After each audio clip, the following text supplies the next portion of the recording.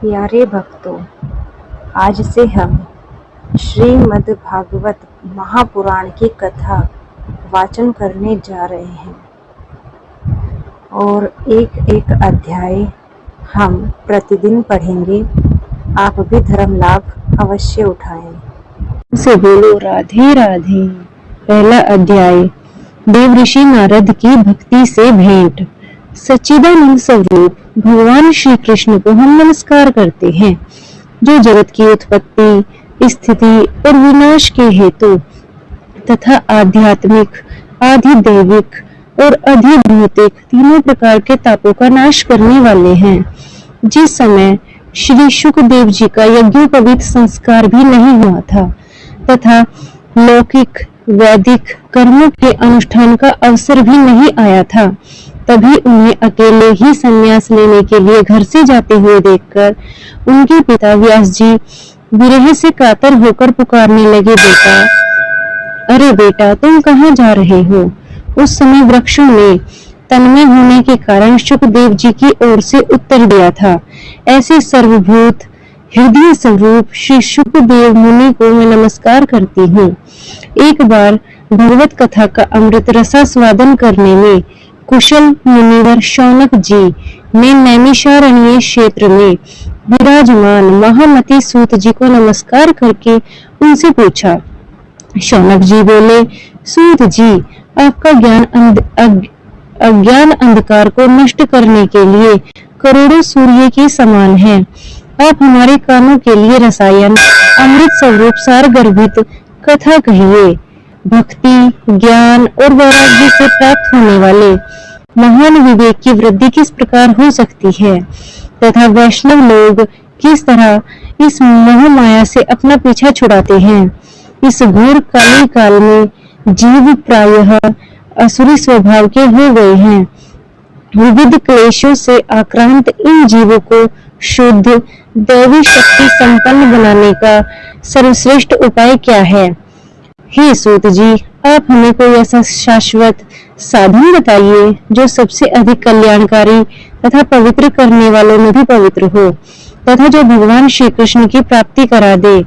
चिंतामणि केवल लौकिक सुख दे सकती है और कल्प वृक्ष अधिक से अधिक स्वर्गीय संपत्ति दे सकता है, परंतु गुरुदेव प्रसन्न होकर भगवान का योगी दुर्लभ नित्य वैकुंठ धाम देते हैं।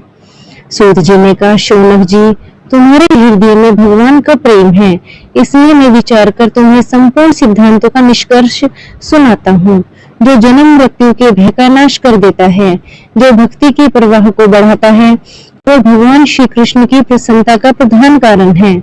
मैं तुम्हें वह साधन बतलाता हूँ, उसे सावधान होकर सुनो। श्री शुकदेव जी कलयुग में जीवों के काल रूपी सर्प का मुख का प्राप्त होने के त्रास का आत्यंतिक नाश करने के लिए श्रीमद् भागवत शास्त्र का प्रवचन किया है। मन की शुद्धि के लिए इससे बढ़कर कोई साधन नहीं है।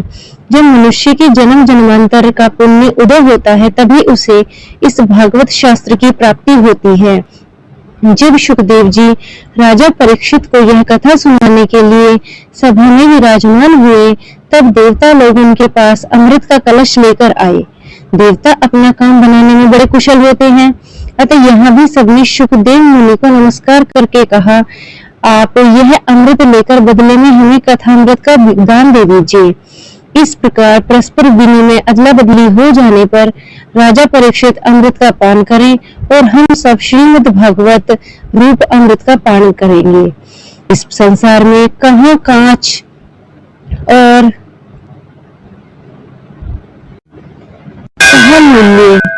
कहाँ महामूल्य मणि और कहाँ सुधा और कहाँ कथा। श्री शुकदेव जी ने यह सोचकर उस समय देवताओं की हंसी उड़ा दी। उन्हें भक्ति शून्य कथा का अनाधिकारी जानकर कथा अमृत का दान नहीं किया। इस प्रकार यह श्रीमद् भागवत की कथा देवताओं को भी दुर्लभ है। पूर्व काल में श्रीमद् भागवत श्रवण से ही राजा परीक्षित की मुक्ति देखकर ब्रह्मा जी को बड़ा आश्चर्य हुआ। उन्होंने सत्यलोक में तराजू बांधकर सब साधनों को तोला। अन्य सभी साधन तोल में हल्के पड़ गए। अपने महत्व के कारण भागवत ही सबसे भारी रहा। यह देखकर सभी ऋषियों को बड़ा विस्मय हुआ। उन्होंने कलयुग में इस भगवत रूप भागवत शास्त्र को ही पढ़ने और सुनने से तत्काल मोक्ष देने वाला निश्चय किया। सप्ताह विधि से श्रवण करने पर यह निश्चय भक्ति प्रदान करता है। पूर्व काल में इसे दयापरायण सनकादि ने देवऋषि नारद को सुनाया था।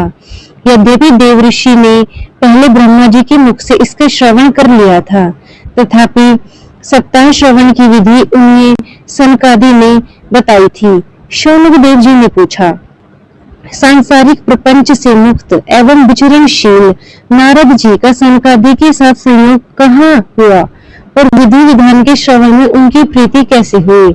सूत जी ने कहा, अब मैं तुम्हें भी वह भक्तिपूर्ण कथानक सुनाता हूँ जो श्री शुकदेव जी ने मुझे अपना अनन्य शिष्य जानकर एकांत में सुनाया था। एक दिन विशालापुरी में वे चारों निर्मल ऋषि सत्संग के लिए आए। वहां उन्होंने नारद जी को देखा। सनकादि ने पूछा, ब्राह्मण, आपका मुख उदास क्यों हो रहा है? आप चिंतातुर कैसे हैं? इतनी जल्दी जल्दी आप कहाँ जा रहे हैं और आपका आगमन कहाँ से हो रहा है? इस समय तो आप उस पुरुष के समान व्याकुल जाने पड़ते हैं जिसका सारा धन लुट गया हो। आप जैसे आसक्ति रहित पुरुषों के लिए यह उचित नहीं है। इसका कारण बताइए। नारद जी ने कहा, मैं सर्वोत्तम लोक समझकर पृथ्वी में आया था। यहाँ पुष्कर, प्रयाग, काशी, गोदावरी, नासिक, हरिद्वार, कुरुक्षेत्र, श्रीरंग और सेतुबंध आदि कई तीर्थों में मैं इधर उधर विचरता रहा, किंतु मुझे कहीं भी मन को संतोष देने वाली शांति नहीं मिली। इस समय अधर्म के सहायक कलयुग ने सारी पृथ्वी को पीड़ित कर रखा है। अब यहाँ सत्य, तप, शौच, बाहर भीतर की पवित्रता, दया, दान आदि कुछ भी नहीं है। बेचारे जीव केवल अपना पेट पालने में लगे हुए हैं। वे असत्यभाषी, आलसी, मंद बुद्धि, भाग्यहीन, उपद्रवग्रस्त हो गए हैं। जो साधु संत कहे जाते हैं वे पूरे पाखंडी हो गए हैं। देखने में तो वे विरक्त हैं, किंतु स्त्री धन आदि सभी का परिग्रह करते हैं। घरों में स्त्रियों का राज्य है और वे सलाहकार बने हुए हैं। लोग से लोग कन्या का विक्रय कर रहे हैं और स्त्री पुरुषों में कलह मचा रहता है। महात्माओं के आश्रम, तीर्थ और नदियों, यवनों, विधर्मियों का अधिकार हो गया है। उन दुष्टों ने बहुत से देवालय भी नष्ट कर दिए हैं। इस समय यहाँ न कोई योगी है, न सिद्ध है, न ज्ञानी है और न सत्कर्म करने वाला ही है। सारे साधन इस समय कली रूप दावानल से जलकर भस्म हो गए हैं। इस कलयुग में सभी देशवासी बाजारों में अन्न बेचने लगे हैं। ब्राह्मण लोग पैसा लेकर वेद पढ़ाते हैं और स्त्रियां वैश्यवृत्ति से निर्वाह करने लगी हैं। इस तरह कलयुग दोष देखता हुआ और पृथ्वी पर विचरता मैं यमुना जी के तट पे पहुंचा, जहाँ भगवान श्री कृष्ण की अनेक लीलाएं हो चुकी हैं। मुनिवरों, सुनिए। वहां मैंने बड़ा आश्चर्य देखा। वहां एक युवती स्त्री खिल मन से बैठी थी। उसके पास दो वृद्ध पुरुष अचेत अवस्था में पड़े हुए जोर जोर से सांस ले रहे थे और वह तरुणी उनकी सेवा करती हुई कभी उन्हें चेत कराने का प्रयत्न करती और कभी उनके आगे रोने लगती थी। वह अपने शरीर की रक्षक परमात्मा को दसों दिशाओं में देख रही थी। उसके चारों ओर सैकड़ों स्त्रियां उसे पंखा झेल रही थी और बार बार समझाती थी। दूर से सब चरित्र देखकर मैं कुतूहलवश उनके पास गया। मुझे देखकर वह युवती खड़ी हो गई और बड़ी व्याकुल होकर कहने लगी। युवती ने कहा, अजी महात्मा जी, क्षण भर ठहर जाइए और मेरी चिंता को भी नष्ट करके जाइए।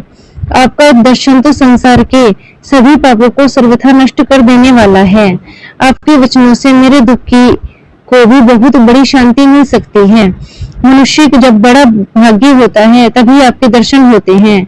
नारद जी कहते हैं, तब मैंने उस स्त्री से पूछा, देवी तुम कौन हो? ये दोनों पुरुष तुम्हारे क्या होते हैं और तुम्हारे पास ये कमल नयनी देवियां कौन हैं? तुम हमें विस्तार से अपने दुख का कारण बताओ। युवती ने कहा, मेरा नाम भक्ति है। ये ज्ञान और वैराग्य मेरे पुत्र हैं। समय के फेर से ये ऐसे जर्जर वृद्ध हो गए हैं। ये देवियां गंगा जी आदि नदियां हैं, ये सब मेरी सेवा करने के लिए ही आई हैं। इस प्रकार साक्षात देवियों के द्वारा सेवित होने पर भी मुझे सुख शांति नहीं है। तपोधन, अब ध्यान देखकर मेरा वृत्तांत सुनिए। मेरी कथा वैसे तो प्रसिद्ध है, फिर भी उसे सुनकर आप मुझे शांति प्रदान करें। मैं द्रविड़ देश में उत्पन्न हुई, कर्नाटक में बढ़ी, कहीं कहीं महाराष्ट्र में सम्मानित हुई, किंतु गुजरात में मुझको बुढ़ापा ने आ घेरा। वहां घोर कलयुग के प्रभाव से पाखंडियों ने मुझे अंग भंग कर दिया और चिरकाल तक यह अवस्था रहने के कारण मैं अपने पुत्रों के साथ दुर्बल और निस्तेज हो गई। अब जब से मैं वृंदावन आई हूँ, तब से पुनः परम सुंदरी स्वरूपवती नवयुवती हो गई हूँ, किंतु सामने पड़े हुए दोनों मेरे पुत्र थके मांदे दुखी हो रहे हैं। अब मैं यह स्थान छोड़कर अन्यत्र जाना चाहती हूँ। ये दोनों बूढ़े हो गए हैं, इसी दुख से मैं दुखी हूँ। मैं तरुणी क्यों और ये मेरे पुत्र बूढ़े क्यों? हम तीनों साथ साथ रहने वाले हैं, फिर ये विपरीतता क्यों? होना तो यह चाहिए था कि माता बूढ़ी होनी चाहिए थी और पुत्र तरुण होने चाहिए थे। इसी से मैं आश्चर्यचकित हूँ और अपने चित्त से अपनी इस अवस्था पर शोक करती रहती हूँ।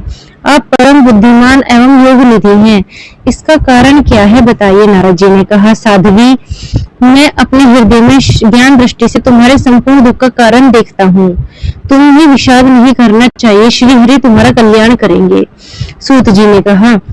मुनिवर नारद जी ने एक ही क्षण में उसका कारण जानकर कहा। नारद जी ने कहा, देवी सावधान होकर सुनो, यह दारुण कलयुग है और इसी समय सदाचार, योग मार्ग और तप आदि सब लुप्त हो गए हैं।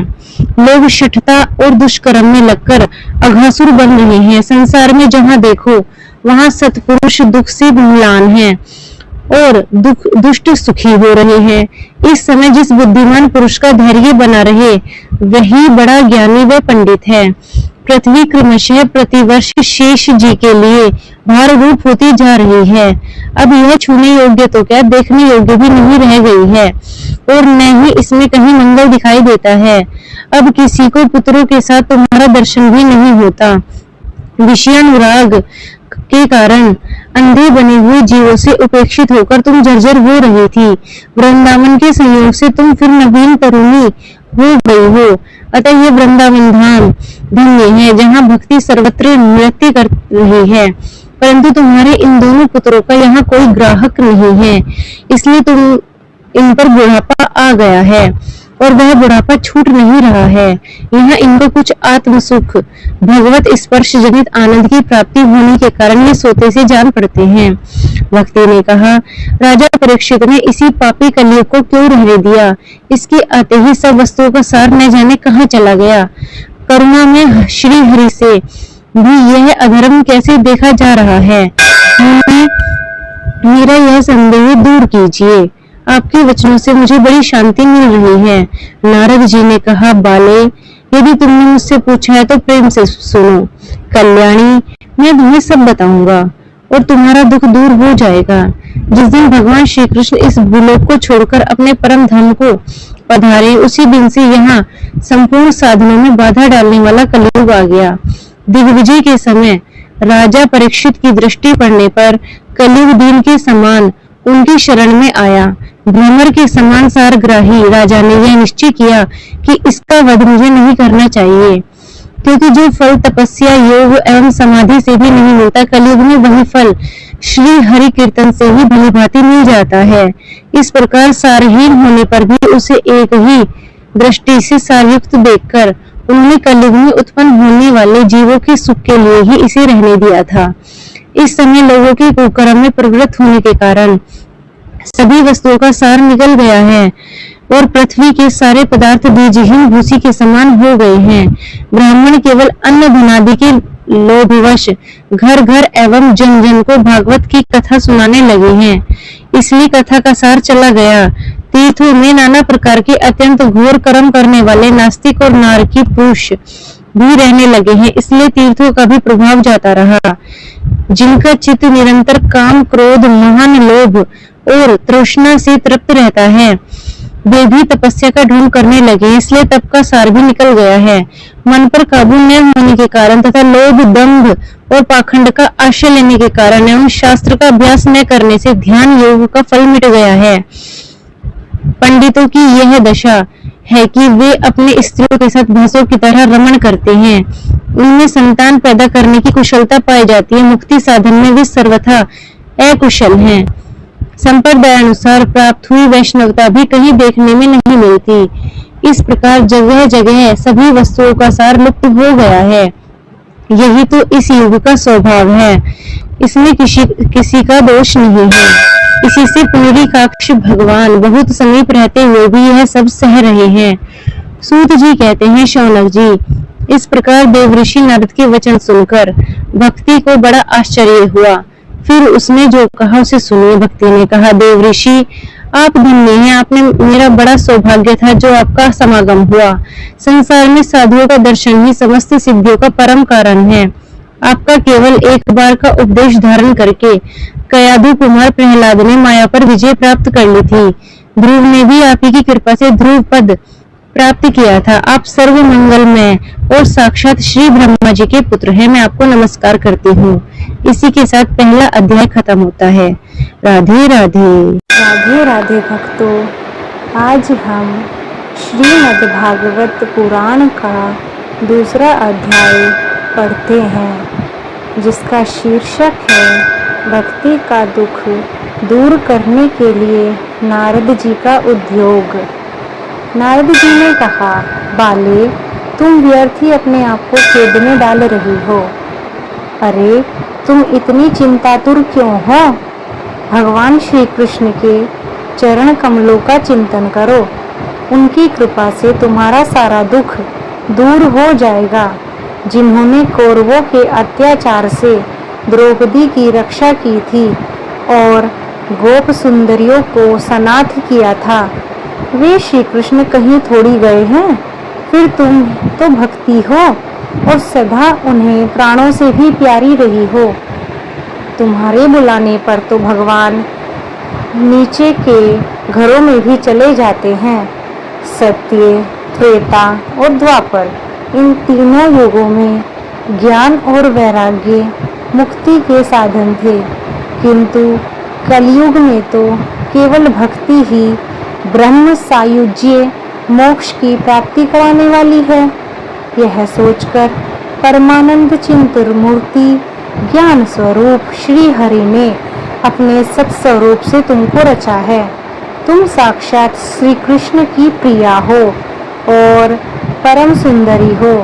एक बार जब तुमने हाथ जोड़कर पूछा था कि मैं क्या करूं, तब भगवान ने तुम्हें यही आज्ञा दी कि मेरे भक्तों का पोषण करो। तुमने भगवान की वह आज्ञा स्वीकार कर ली।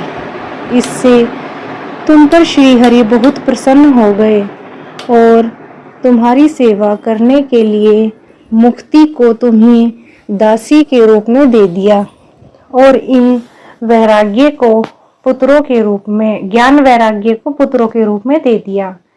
तुम अपने साक्षात स्वरूप से वैकुंठ धाम में ही भक्तों का पोषण करती हो। भूलोक में तो तुमने उनकी पुष्टि के लिए केवल छाया रूप धारण कर रखा है। तब तुम मुक्ति, ज्ञान और वैराग्य को साथ लिए पृथ्वी तल पर आई और सत्य युग से द्वापर पर्यंत बड़े आनंद से रही। कलयुग में तुम्हारी दासी मुक्ति पाखंड रूप रोग से पीड़ित होने के कारण क्षीण होने लगी, इसलिए वह तो तुरंत ही तुम्हारी आज्ञा से वैकुंठ लोक को चली गई।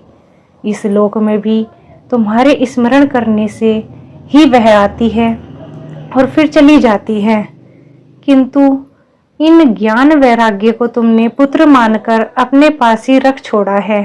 फिर भी कलयुग में इनकी उपेक्षा होने के कारण तुम्हें ये पुत्र उत्साहहीन और वृद्ध दिखाई पड़ रहे हैं। फिर भी तुम चिंता ना करो, मैं इनके नवजीवन का उपाय सोचता हूँ।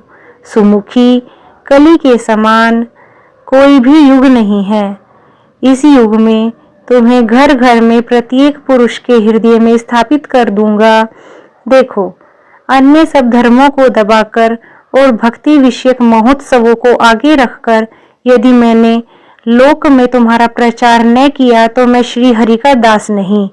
इस कलयुग में जो जीव तुमसे युक्त होंगे वे पापी होने पर भी बेखटके भगवान श्री कृष्ण के अभय धाम को प्राप्त होंगे।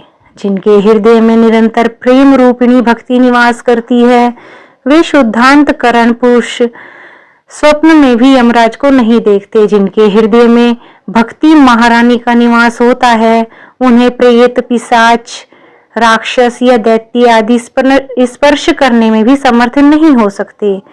भगवान तप, वेदाध्ययन, ज्ञान और कर्म आदि किसी भी साधना में वश में नहीं किए जा सकते। वे केवल भक्ति से ही वशीभूत होते हैं। इसमें श्री गोपीजन प्रमाण है। मनुष्यों का सहस्रों जन्मों के पुण्य प्रताप से भक्ति में अनुराग होता है। कलयुग केवल भक्ति ही सार है। भक्ति से तो साक्षात श्री कृष्ण भगवान सामने उपस्थित हो जाते हैं। जो लोग भक्ति से द्रोह करते हैं वे तीनों लोकों में दुख ही दुख पाते हैं। पूर्व काल में भक्त का तिरस्कार करने वाले दुर्वासा ऋषि को कष्ट उठाना पड़ा था। बस व्रत, तीर्थ, योग, यज्ञ और ज्ञान, चर्चा आदि बहुत से साधनों की कोई आवश्यकता नहीं है। एकमात्र भक्ति ही मुक्ति देने वाली होती है।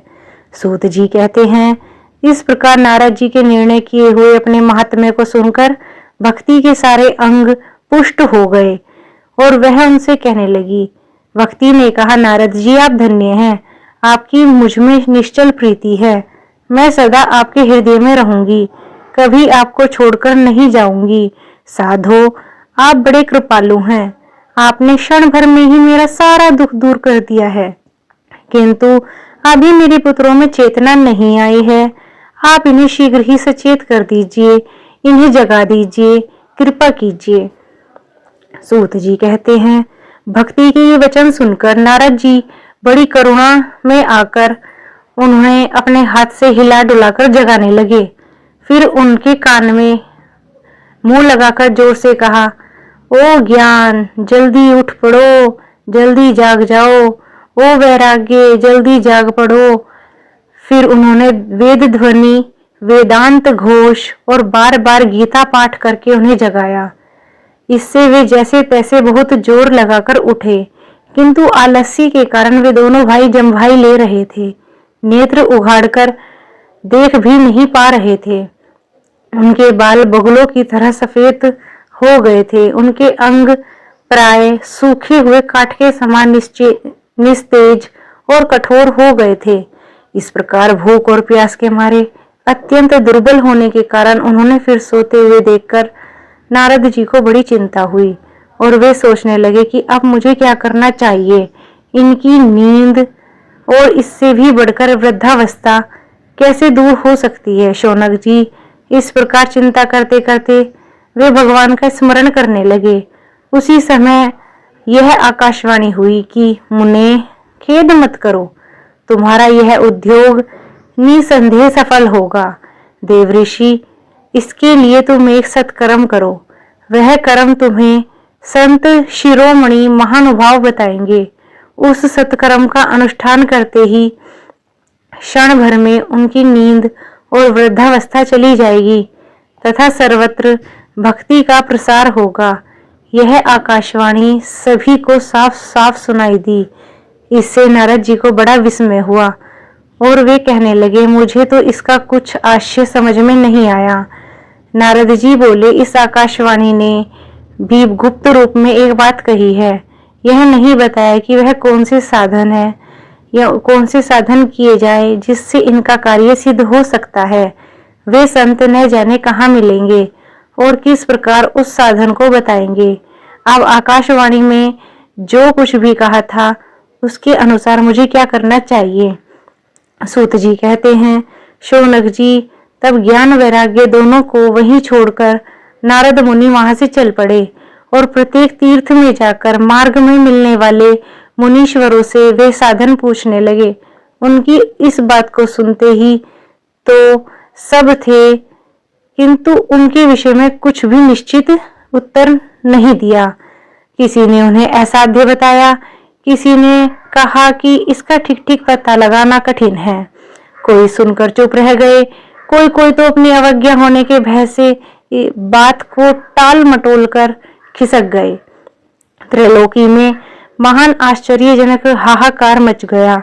लोग आपस में कानाफूसी करने लगे। भाई, जब वेद ध्वनि, वेदांत घोष और बार बार गीता पाठ सुनाने पर भी भक्ति, ज्ञान और वैराग्य ये तीनों जगाए नहीं जा सके, तब और कौन सा उपाय है? स्वयं योगी राज नारद को भी इसका ज्ञान नहीं है, उसे दूसरे संसारी लोगों को कैसे बता सकते हैं? इस प्रकार जिन जिन ऋषियों से इस विषय में पूछा गया, उन्होंने निर्णय करके यही कहा कि यह बात दुस्साध्य ही है। तब नारद जी बहुत चिंतातुर हुए और बद्री वन में आए। ज्ञान वैराग्य को जगाने के लिए उन्होंने यह निश्चय किया कि मैं तप करूंगा। इस समय उनके सामने करोड़ों सूर्यों के समान तेजस्वी सनकादि मुनीश्वर दिखाई दिए। उन्हें देखकर वे मुनिश्रेष्ठ कहने लगे। नारद जी ने कहा, महात्माओं, इस समय बड़े भाग्य से मेरा आप लोगों के साथ समागम हुआ है। आप मुझ पर कृपा करके शीघ्र ही वह साधन बताइए। आप सभी लोग बड़े योगी, बुद्धिमान और विद्वान हैं। आप देखने में 5-5 वर्ष के बालक जान पड़ते हैं,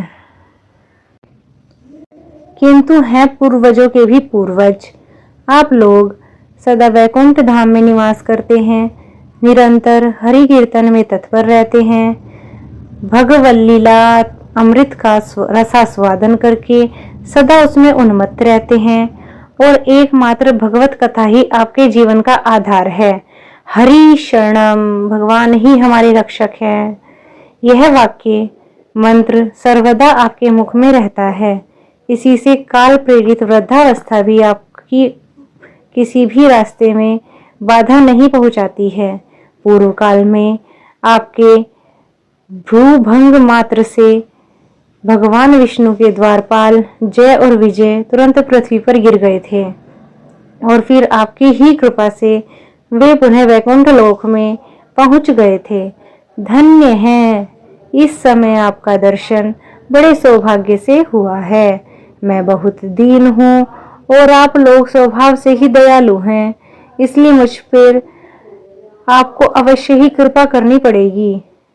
बताइए, आकाशवाणी ने जिसके विषय में कहा है वह कौन सा साधन है और मुझे किस प्रकार उसका अनुष्ठान करना चाहिए? आप इसका विस्तार से वर्णन कीजिए। भक्ति, ज्ञान और वैराग्य को किस प्रकार सुख मिल सकता है और किस तरह इनकी प्रेम पूर्वक सब वर्णों में प्रतिष्ठा की जा सकती है, क्योंकि भक्ति, ज्ञान और वैराग्य चेतना में नहीं है। सनकादि ने कहा, देव ऋषि, आप चिंता न करें, मन में प्रसन्न हो। उनके उद्धार का एक सरल उपाय पहले से ही विद्यमान है। नारद जी, आप धन्य हैं, आप विरक्तों के शिरोमणि हैं, श्री कृष्णदासों के शाश्वत पथ प्रदर्शक और भक्ति योग के भास्कर हैं। आप भक्ति के लिए जो उद्योग कर रहे हैं वह आपके लिए कोई आश्चर्य की बात नहीं समझनी चाहिए। भगवान के भक्त के लिए तो भक्ति की सम्यक स्थापना करना ही सदा उचित है। ऋषियों ने संसार में अनेकों मार्ग प्रकट किए हैं, किंतु वे सभी कष्ट साध्य हैं और परिणाम में प्राय स्वर्ग की ही प्राप्ति कराने वाले हैं। अभी तक भगवान की प्राप्ति कराने वाला मार्ग तो गुप्त ही रहा है। उसका उपदेश कराने वाला पुरुष प्राय भाग्य से ही मिलता है। आपको आकाशवाणी ने जिसे सत्कर्म का संकेत किया है उसे हम बतलाते हैं। आप प्रसन्न और समाहित चित होकर सुनिए। नारद जी, द्रव्य यज्ञ, तपो यज्ञ, योग यज्ञ और स्वाध्याय रूपी ज्ञान यज्ञ, ये सब तो स्वर्ग आदि की प्राप्ति कराने वाले कर्म की ओर ही संकेत करते हैं। पंडितों ने ज्ञान यज्ञ को ही सत्कर्म, मुक्तिदायक कर्म का सूचक माना है। वह श्रीमद् भागवत का पारायण है। जिसका गान शुकादि महानुभावों ने किया है। उसके शब्द सुनने से ही भक्ति, ज्ञान और वैराग्य को बड़ा फल मिलेगा। इससे ज्ञान का कष्ट मिट जाएगा, वैराग्य का कष्ट हरा जाएगा और भक्ति को आनंद मिलेगा। सिंह की गर्जना सुनकर जैसे भेड़िए भाग जाते हैं, उसी प्रकार श्रीमद् भागवत की ध्वनि से कलयुग के सारे दोष नष्ट हो जाएंगे। तब प्रेम रस प्रवाहित करने वाली भक्ति, ज्ञान और वैराग्य को साथ लेकर प्रत्येक घर और व्यक्ति के हृदय में क्रीड़ा करेगी। नारद जी ने कहा, मैंने वेद वेदांत की ध्वनि और गीता पाठ करके उन्हें बहुत जगाया, किंतु फिर भी भक्ति, ज्ञान और वैराग्य ये तीनों नहीं जागे। ऐसी स्थिति में श्रीमद् भागवत सुनाने से वे कैसे जागेंगे? क्योंकि उस कथा के प्रत्येक श्लोक और प्रत्येक पद में वेदों का ही तो सारांश है। आप लोग शरणागत वत्सल हैं तथा आपका दर्शन कभी व्यर्थ नहीं होता, इसलिए मेरा यह संदेह दूर कर दीजिए। इस कार्य में विलंब न कीजिए। सनकादि ने कहा, श्रीमद् भागवत कथा वेद और उपनिषदों के सार से बनी है, इसलिए उनसे अलग उनकी फलरूपा होने के कारण वह बड़ी उत्तम जान पड़ती है। जिस प्रकार रस वृक्ष की जड़ से लेकर शाखाग्र पर्यंत रहता है, किंतु वह इस स्थिति में उसका आस्वादन नहीं किया जा सकता, वही सब अलग होकर फल के रूप में आ जाता है। तब संसार में सभी को प्रिय लगने लगता है। दूध में घी रहता है, किंतु उस समय उसका अलग स्वाद नहीं मिलता। वही जब उससे अलग हो जाता है, तब देवताओं के लिए भी स्वादवर्धक हो जाता है। खांड ईख के और छोर और बीच में भी व्याप्त रहती है, तथापि अलग होने पर उसकी कुछ और ही मिठास होती है। ऐसी ही यह भागवत की कथा होती है। यह भागवत पुराण वेदों के समान है। श्री वेद व्यास जी ने इस भक्ति, ज्ञान और वैराग्य की स्थापना करने के लिए ही प्रकाशित किया है। पूर्व काल में जिस समय वेद वेदांत के पारगामी और गीता की भी रचना करने वाले भगवान व्यासदेव खिन्न होकर अज्ञान समुद्र में गोते खा रहे थे, उस समय आपने ही उन 4 श्लोकों में इसका उपदेश दिया था। उसे सुनते ही उनकी सारी चिंताएं दूर हो गई थी। फिर इसमें आपको आश्चर्य क्यों हो रहा है? जो आप हमसे प्रश्न कर रहे हैं, आपको उन्हें शोक और दुख का विनाश करने वाला श्रीमद् भागवत पुराण ही सुनाना चाहिए।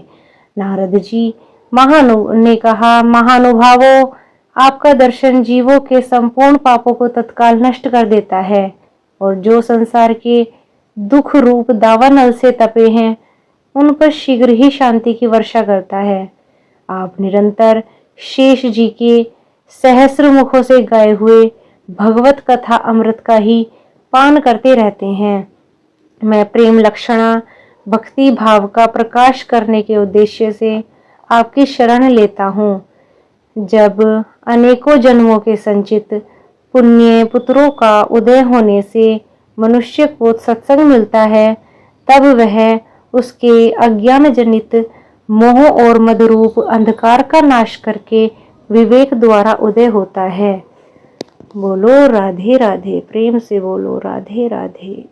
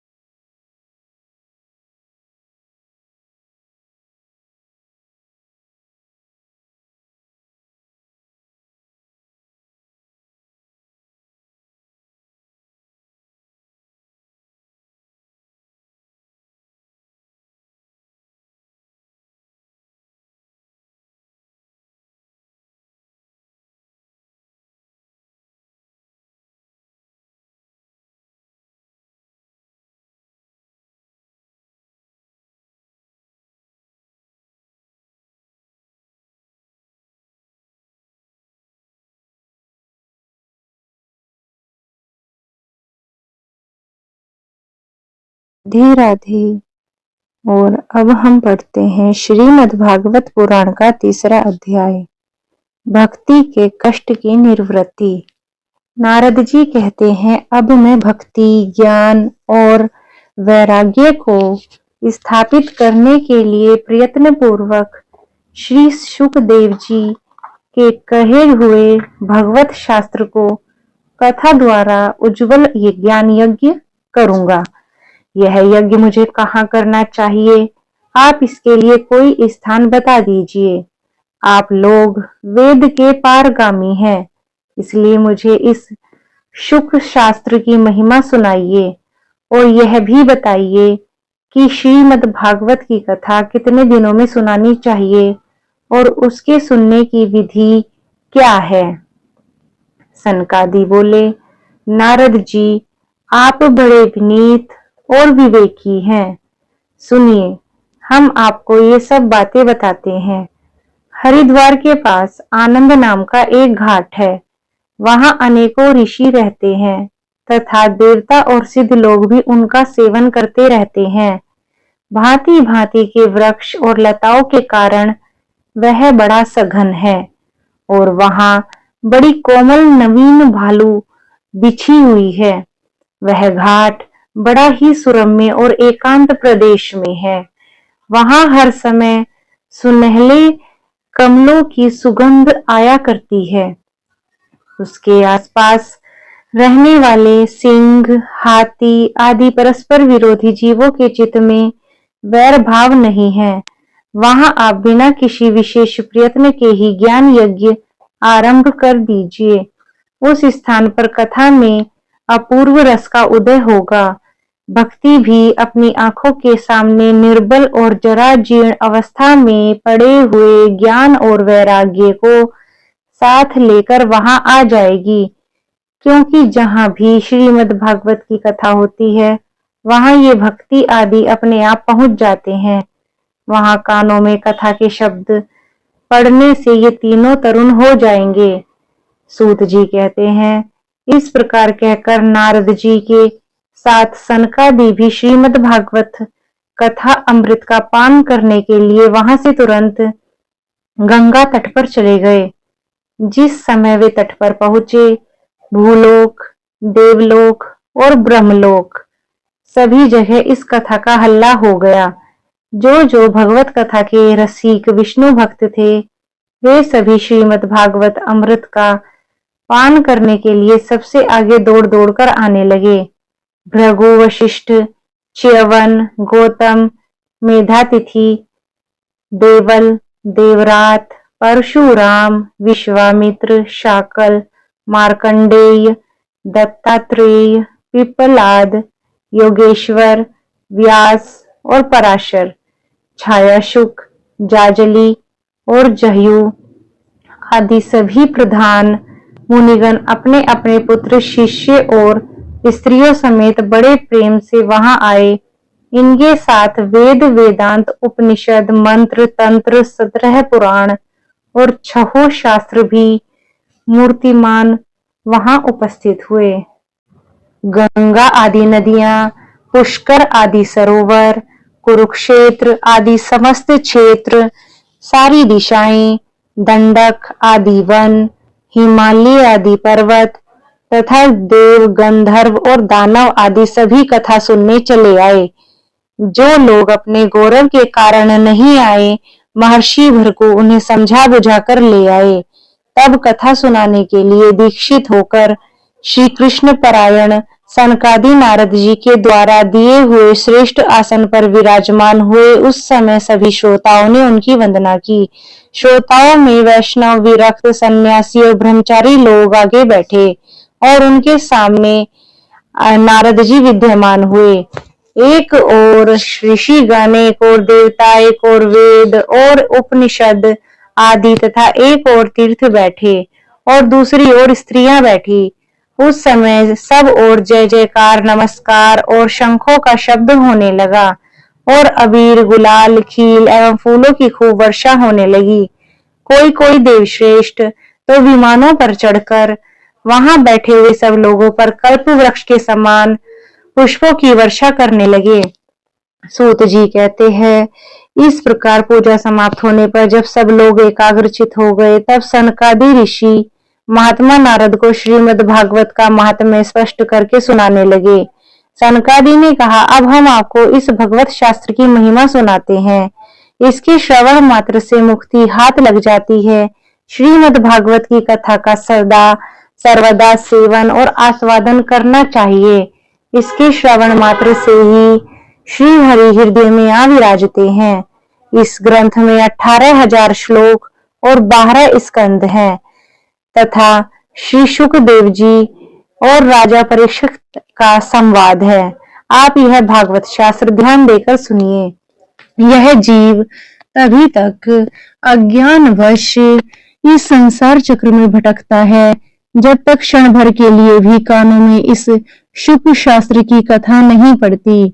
बहुत से शास्त्र और पुराण सुनने से क्या लाभ है, इससे तो व्यर्थ का ही भ्रम बढ़ता है।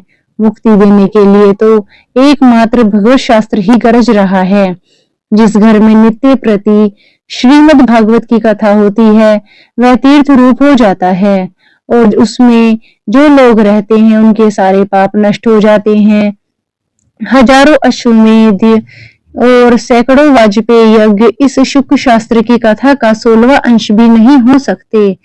तपोधनों, जब तक लोग अच्छी तरह श्रीमद् भागवत कथा का श्रवण नहीं करते तभी तक उनके शरीर में पाप निवास करते हैं। फल की दृष्टि से इस शुक शास्त्र कथा की समता गंगा, गया, काशी, पुष्कर या प्रयाग कोई भी तीर्थ नहीं कर सकता।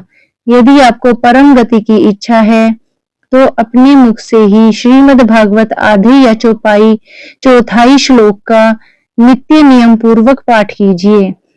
ओमकार, गायत्री, पुरुष सूक्त, तीनों वेद, श्रीमद् भागवत, ओम नमो भगवते वासुदेवाय नमो नमः। यह 12 मंत्र 12 मूर्तियों वाले सूर्य भगवान, प्रयाग, संवत्सर रूप काल, ब्राह्मण, अग्निहोत्र, गौ, द्वादशी तिथि, तुलसी, वसंत ऋतु और भगवान पुरुषोत्तम, इन सब में बुद्धिमान लोग वस्तुतः कोई अंतर नहीं मानते। जो पुरुष अहर्निश अर्थ सहित श्रीमद् भागवत शास्त्र का पाठ करता है उसके करोड़ों जन्मों के पाप नष्ट हो जाते हैं, इसमें तनिक भी संदेह नहीं है। जो पुरुष नित्य प्रति भागवत का आधा या चौथाई श्लोक भी पढ़ता है उसे राजसूय और अश्वमेध यज्ञों का फल मिलता है। नित्य भागवत का पाठ करना, भगवान का चिंतन करना, तुलसी को सींचना और गौ की सेवा करना, ये चारों समान है। जो पुरुष अंत समय में श्रीमद् भागवत का वाक्य सुन लेता है उस पर प्रसन्न होकर भगवान उसे वैकुंठ धाम देते हैं। जो पुरुष इसे सोने के सिंहासन पर रख के विष्णु भक्त को दान करता है वह अवश्य ही भगवान का सायुज्य प्राप्त करता है। जिस दुष्ट ने अपनी सारी आयु में चित्त को एकाग्र करके श्रीमद् भागवत कथा का अमृत का थोड़ा सा भी रसास्वादन नहीं किया उसने तो अपना सारा जन्म चांडाल और गधे के समान व्यर्थ ही गवा दिया। वह तो अपनी माता को प्रसव पीड़ा पहुंचाने के लिए ही उत्पन्न हुआ है। जिसने इस शुक शास्त्र के थोड़े से भी वचन नहीं सुने हैं वह पापात्मा तो जीता हुआ ही मुर्दे के समान है। पृथ्वी के भार स्वरूप उस पशु तुल्य मनुष्य को धिक्कार है। यूं स्वर्गलोक में देवताओं में प्रधान इंद्र ने कहा है, संसार में श्रीमद् भागवत की कथा का मिलना अवश्य ही कठिन है। जब करोड़ों जन्मों का पुण्य होता है तभी इसकी प्राप्ति होती है। इस पर नारद जी, आप बड़े बुद्धिमान और योग निधि हैं। आप प्रसन्नता पूर्वक प्रयत्न पूर्वक कथा का श्रवण कीजिए। इसे सुनने के लिए दिनों का कोई नियम नहीं है, इसे तो सर्वदा ही सुनना अच्छा है। इसे सत्य भाषण और ब्रह्मचर्य व्रत का पालन पूर्वक सर्वदा ही सुनना श्रेष्ठ माना गया है। किंतु कलयुग में ऐसा होना कठिन है, इसलिए इसकी सुखदेव जी ने जो विशेष विधि बताई है वह जान लेनी चाहिए। कलयुग में बहुत दिनों तक चित्त की वृत्तियों को वश में रखना, नियमों में बंधे रहना और किसी पुण्य कार्य के लिए दीक्षित रहना कठिन है। इसलिए सप्ताह श्रवण की विधि है। श्रद्धा पूर्वक कभी भी श्रवण करने से या माघ मास में श्रवण करने से जो फल होता है, वही फल श्री शुकदेव जी ने सप्ताह श्रवण में निर्धारित किया है। मन के असंयम, रोगी की बहुलता और आयु की अल्पता के कारण तथा कलयुग में अनेक दोषों की संभावना से ही सप्ताह श्रवण का विधान किया गया है। जो फल तप, योग और समाधि से भी प्राप्त नहीं हो सकता, वह सर्वांग रूप में सप्ताह श्रवण से सहज में ही मिल जाता है। सप्ताह श्रवण यज्ञ से बढ़कर है, व्रत से बढ़कर है, तप से कहीं बढ़कर है, तीर्थ सेवन से तो सदा ही बड़ा है, योग से बढ़कर, यहाँ तक कि ध्यान और ज्ञान में भी बढ़कर है। अजी इसकी विशेषता का कहाँ तक वर्णन करें, यह तो सभी से बढ़कर चढ़कर है। शौनक जी ने पूछा, सूत जी यह तो आपने बड़े ही आश्चर्य की बात कही है। अवश्य ही यह भगवत पुराण योग वेता ब्रह्मा जी के आदि कारण श्री नारायण का निरूपण करता है, परंतु यह मोक्ष की प्राप्ति में ज्ञान आदि सभी साधनों का तिरस्कार करके इस युग में उनसे भी कैसे बढ़ गया। सूत जी ने कहा, शौनक जी जब भगवान श्री कृष्ण इस धरा धाम को छोड़कर अपने नित्य धाम को जाने लगे, तब उनके मुखारविंद से एकादश स्कंध का ज्ञानोपदेश सुनकर भी उद्धव जी ने पूछा। उद्धव जी बोले, हे गोविंद, अब आप हो तो अपने भक्तों का कार्य करके परम धाम को पधारना चाहते हो, किंतु मेरे मन में एक बड़ी चिंता है, उसे सुनकर आप मुझे शांत कीजिए। अब घोर कली काल आया ही है समझिए, इसलिए संसार में फिर अनेक दुष्ट प्रकट हो जाएंगे। उनके संसर्ग से जब अनेकों सत्पुरुष भी उग्र प्रकृति के हो जाएंगे, तब उनके भार से दबकर यह गौर रूपणी पृथ्वी किसकी शरण में जाएगी। हे कमल नयन, मुझे तो आपको छोड़कर इसकी रक्षा करने वाला कोई दूसरा दिखाई नहीं देता, इसलिए भक्त वत्सल आप साधुओं पर कृपा करके यहाँ से मत जाइए। भगवान अपने निराकार व चिन्ह मात्र होकर भी भक्तों के लिए तो सगुण रूप धारण कर लिया है, फिर भला आपका वियोग होने पर वे भक्तजन पृथ्वी पर कैसे रह सकेंगे। निर्गुणोपासक, यह तो बड़ा ही कष्ट है, इसलिए कुछ और विचार कीजिए। प्रभास क्षेत्र में उद्धव जी के ये वचन सुनकर भगवान सोचने लगे कि भक्तों के अवलंब के लिए मुझे क्या व्यवस्था करनी चाहिए।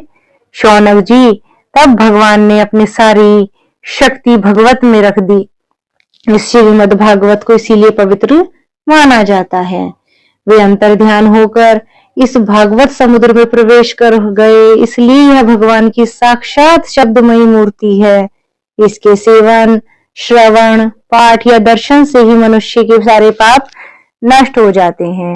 इसी से इसका सप्ताह श्रवण सबसे बड़ा माना गया है, और कलयुग में तो अन्य सब साधनों को छोड़कर यही प्रधान धर्म बताया गया है। कली काल में यही एक ऐसा धर्म है जो दुख, दरिद्रता, दुर्भाग्य और पापों की सफाई कर देता है तथा काम, क्रोध आदि शत्रुओं पर विजय दिलाता है। अन्यथा भगवान को इस महामाया, मोह माया से पीछा छुड़ाना देवताओं के लिए भी कठिन है। मनुष्य तो इसे छोड़ ही कैसे सकते हैं। अतः इससे छूटने के लिए सप्ताह श्रवण का विधान किया गया है। सूत जी कहते हैं, शौनक जी, जिस समय सनकादि मुनीश्वर इस प्रकार सप्ताह श्रवण की महिमा का बखान कर रहे थे, उस सभा में एक बड़ा आश्चर्य हुआ। उसे मैं बतलाता हूँ, सुनो। वहां तरुणावस्था को प्राप्त हुए अपने दोनों पुत्रों को साथ लिए विशुद्ध प्रेम रूपा भक्ति बार बार श्री कृष्ण गोविंद हरे मुरारी, हे नाथ नारायण वासुदेव, श्री कृष्ण गोविंद हरे मुरारी, हे नाथ नारायण वासुदेव आदि भगवान नामों का उच्चारण करती हुई अकस्मात प्रकट हो गई। सभी सदस्यों ने देखा कि परम सुंदरी भक्ति रानी भागवत के अर्थों का आभूषण करके पहनकर वहां पधार गई है। मुनियों की उस सभा में सभी यह तर्क वितर्क करने लगे कि यह यहाँ कैसे आई है, इसको इसमें यहाँ पर प्रवेश कैसे मिल गया। तब सनकादि ने कहा, ये भक्ति देवी अभी अभी कथा के अर्थ से निकली है। उनके ये वचन सुनकर भक्ति ने अपने पुत्रों समेत अत्यंत विनम्र होकर सनत कुमार जी से कहा। भक्ति बोली, मैं कलयुग की नष्ट प्राप्य हो गई हूँ। आपने कथामृत से सींच दिया है, इसलिए मैं पुनः पुष्ट हो गई हूँ। अब आप यह बताइए कि मैं कहाँ रहूं।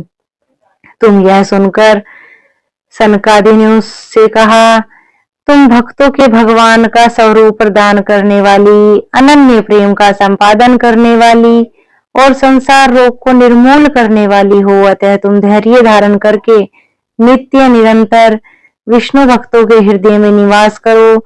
ये कलयुग के दोष भले ही सारे संसार पर अपना प्रभाव डालें, किंतु वहां तुम पर इनकी दृष्टि भी नहीं पड़ सकेगी। इस प्रकार उनकी आज्ञा पाते ही भक्ति तुरंत भगवत भक्तों के हृदय में विराजी। जिनके हृदय में एकमात्र श्री हरि की भक्ति निवास करती है, वे त्रिलोकी में अत्यंत निर्धन होने पर भी परम धन्य है, क्योंकि इस भक्ति की डोरी से बंधकर तो साक्षात भगवान भी अपना परम धाम छोड़कर उनके हृदय में आकर बस जाते हैं। भूलोक में यह भागवत साक्षात पर ब्रह्मा विग्रह है। हम इसकी महिमा कहाँ तक वर्णन करें। इसका आश्रय लेकर इसे सुनाने से तो सुनने और सुनाने वाले दोनों का ही भगवान श्री कृष्ण की समता की प्राप्ति हो जाती है। अतः इसे छोड़कर अन्य धर्मों से क्या प्रयोजन है। बोलो राधे राधे।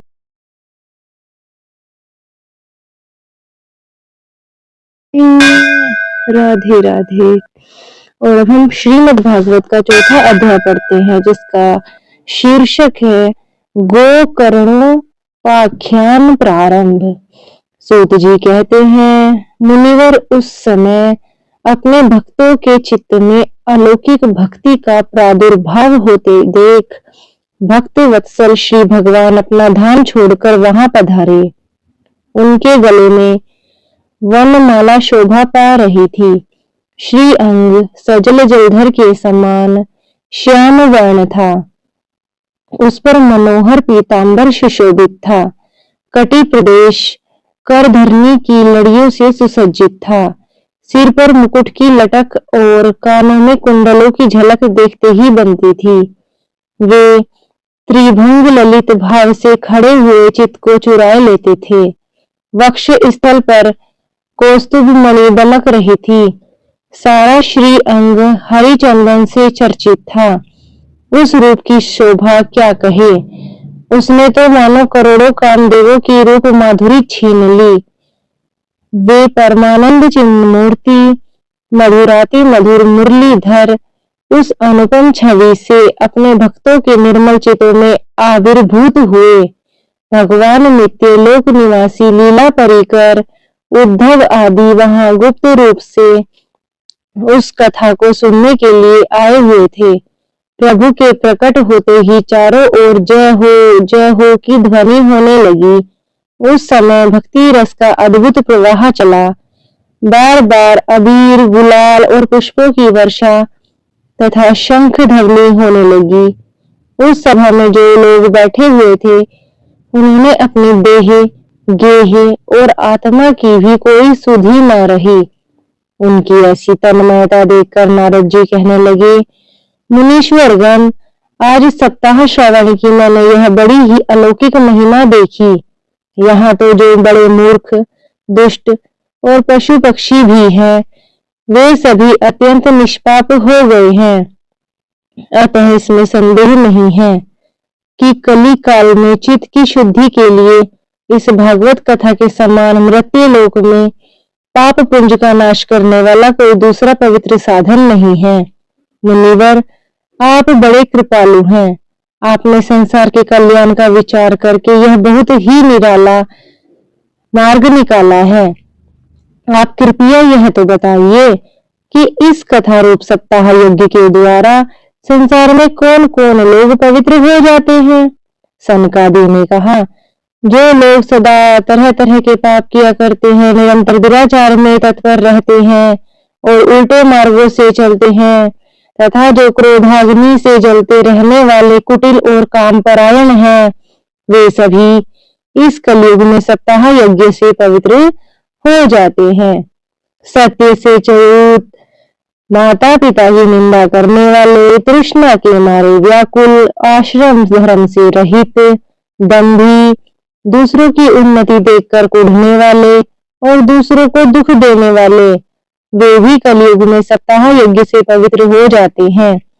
जो मदिरापान, ब्रह्म हत्या, सुवर्ण की चोरी, गुरु स्त्री गमन और विश्वासघात ये 5 महापाप करने वाले, छल छद्म परायण, क्रूर, पिशाचों के समान निर्दयी, ब्राह्मणों के धन से पुष्ट होने वाले और व्यभिचारी हैं, वे भी इस कलयुग में सप्ताह यज्ञ से पवित्र हो जाते हैं। जो दुष्ट आग्रह पूर्वक सर्वदा मन, वाणी या शरीर से पाप करते रहते हैं, दूसरे के ही धन से पुष्ट होते हैं तथा मलिन मन और दुष्ट हृदय वाले हैं, वे भी कलयुग में सप्ताह यज्ञ से पवित्र हो जाते हैं। नारद जी, अब हम तुम्हें इस विषय में एक प्राचीन इतिहास सुनाते हैं। इसके सुनने से सभी पाप नष्ट हो जाते हैं। पूर्व काल में तुंगभद्रा नदी के तट पर अनुपम नगर बसा हुआ था। वहां सभी वर्ण के लोग अपने अपने धर्मों का आचरण करते हुए सत्य और सत्कर्मों पर तत्पर रहते थे। उस नगर में समस्त वेदों का विशेषज्ञ और श्रोत स्मार्त कर्मों में निपुण एक आत्मदेव नामक ब्राह्मण रहता था। वह साक्षात दूसरे सूर्य के समान तेजस्वी था। वह धनी होने पर भी भिक्षाजीवी था तथा उसकी प्यारी पत्नी धुंधुली कुलीन व सुंदरी होने पर भी सदा अपनी बात पर अड़ जाने वाली थी। उसे लोगों की बात बनाने में सुख मिलता था। उसका स्वभाव क्रूर था। प्राय कुछ न कुछ बकवास करती रहती थी। गृह कार्य में निपुण थी, कृपण थी और झगड़ालू भी थी। इस प्रकार ब्राह्मण दंपति प्रेम से अपने घर में रहते और विहार करते थे। उनके पास अर्थ और भोग विलास की सामग्री बहुत थी। घर द्वार पर वे बहुत सुंदर थे, परंतु उससे उन्हें सुख नहीं था। जब अवस्था बहुत ढल गई, तब उन्होंने संतान के लिए तरह तरह के पुण्य कर्म आरंभ कर दिए और वे दीन दुखियों की गो, पृथ्वी, स्वर्ण और वस्त्रादि दान करके सुखी रहने का प्रयास करने लगे। इस प्रकार धर्म मार्ग में उन्होंने अपना आधा धन समाप्त कर दिया, तो भी उन्हें पुत्र या पुत्री किसी का भी मुख देखने को नहीं मिला। इसलिए वह ब्राह्मण बहुत ही चिंतातुर रहने लगा। एक दिन वह ब्राह्मण देवता बहुत दुखी होकर घर से निकलकर वन को चल दिया। दोपहर के समय उसे प्यास लगी, इसलिए वह एक तालाब पर आया। संतान के अभाव के दुख ने उसके शरीर को बहुत सुखा दिया था, इसलिए थक जाने के कारण जल पीकर वह वहीं बैठ गया। 2 घड़ी बीतने पर वहां एक सन्यासी महात्मा आए। जब ब्राह्मण देवता ने देखा कि वे जल पी चुके हैं, तब वह उनके पास गया और चरणों में नमस्कार करने के बाद सामने खड़े होकर लंबी लंबी सांसें लेने लगा। सन्यासी ने पूछा, कहो ब्राह्मण देवता, रोते क्यों हो? ऐसी तुम्हें क्या भारी चिंता हो गई? तुम जल्दी ही मुझे अपने दुख का कारण बताओ। ब्राह्मण ने कहा, महाराज, मैं अपने पूर्व जन्म के पापों से संचित दुख का क्या वर्णन करूं? अब मेरे पितर मेरे द्वारा दी गई जलांजलि को जल को अपनी चिंता जनित सांस से कुछ गर्म करके पीते हैं। देवता और ब्राह्मण मेरा दिया हुआ प्रसन्न मन से स्वीकार नहीं करते। संतान के लिए मैं इतना दुखी हो गया हूँ कि मुझे सब सूना सूना दिखाई देता है। मैं प्राण त्यागने के लिए ही यही आया हूँ। संतानहीन जीवन को धिक्कार है। संतानहीन ग्रह को धिक्कार है। संतानहीन जीवन को धिक्कार है। संतानहीन ग्रह को धिक्कार है। संतानहीन धन को धिक्कार है और संतानहीन कुल को धिक्कार है। मैं जिस गाय को पालता हूँ वह भी सर्वथा बांझ हो जाती है। जो पेड़ लगाता हूँ उस पर फल फूल नहीं लगते।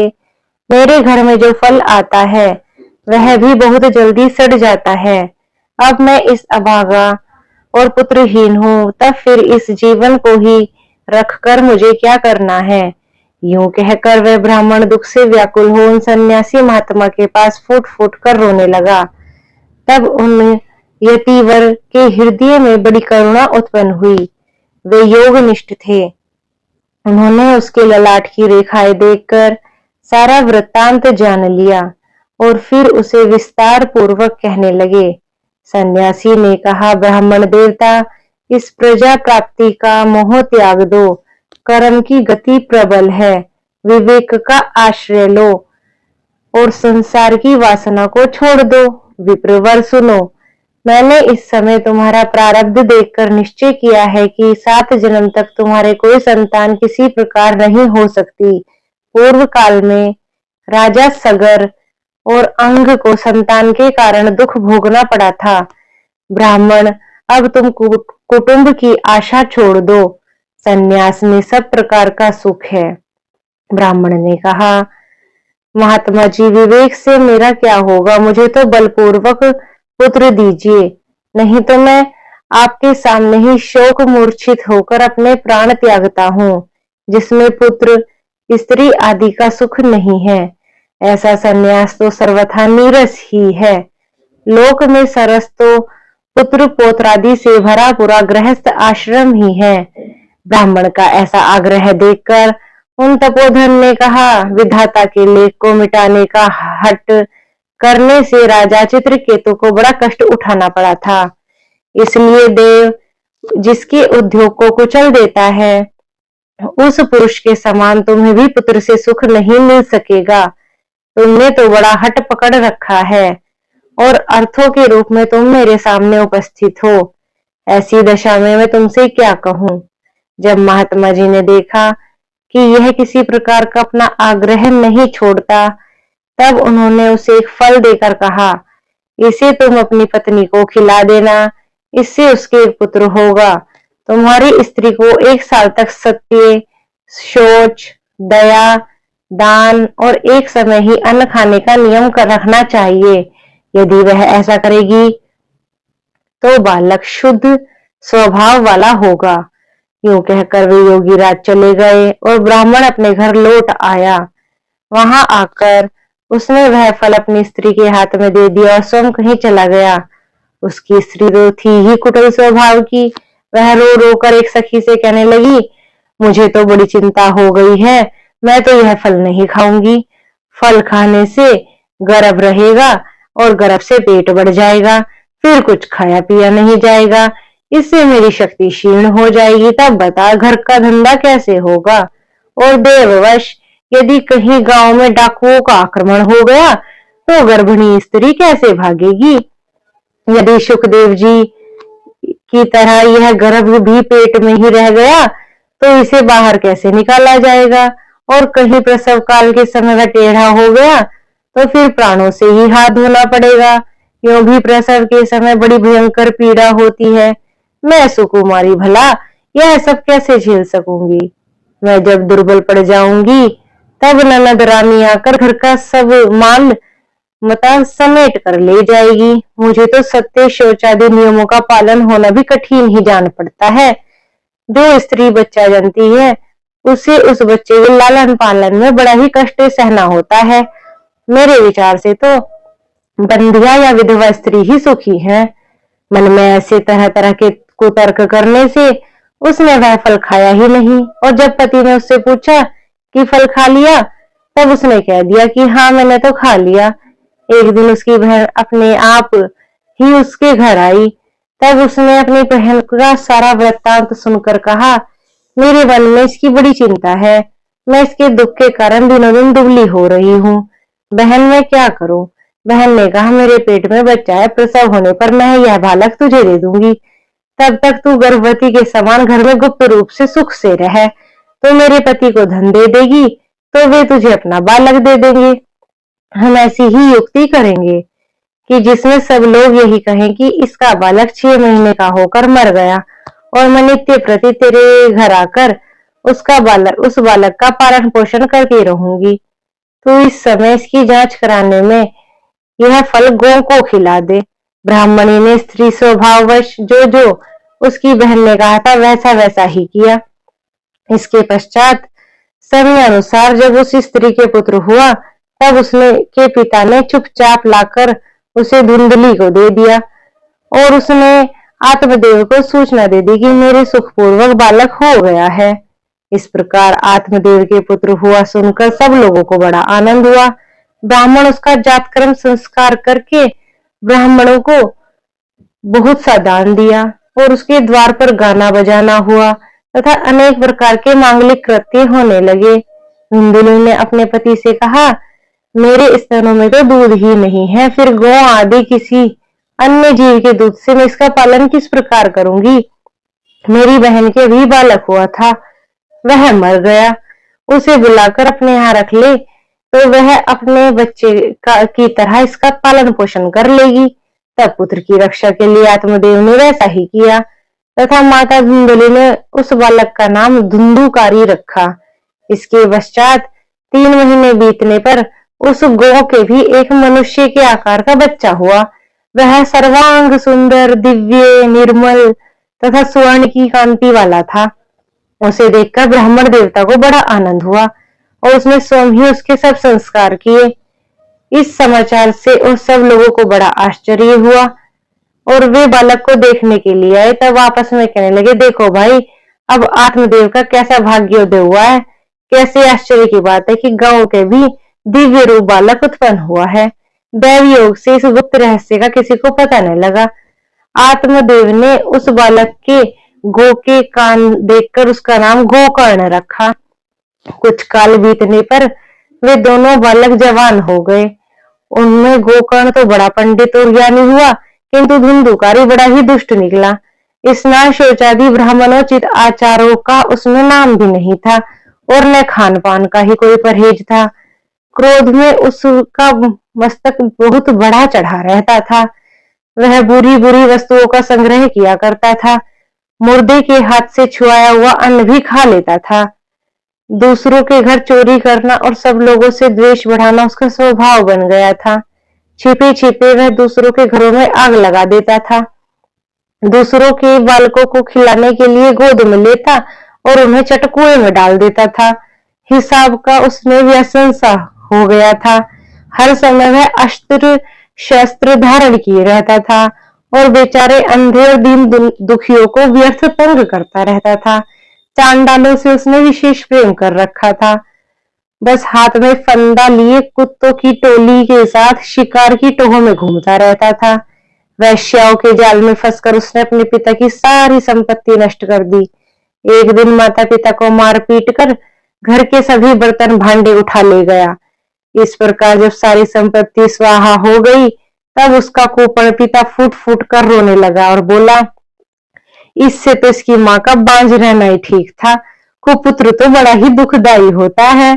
अब मैं कहाँ रहूं, कहाँ जाऊं, मेरे इस संकट को कौन काटेगा।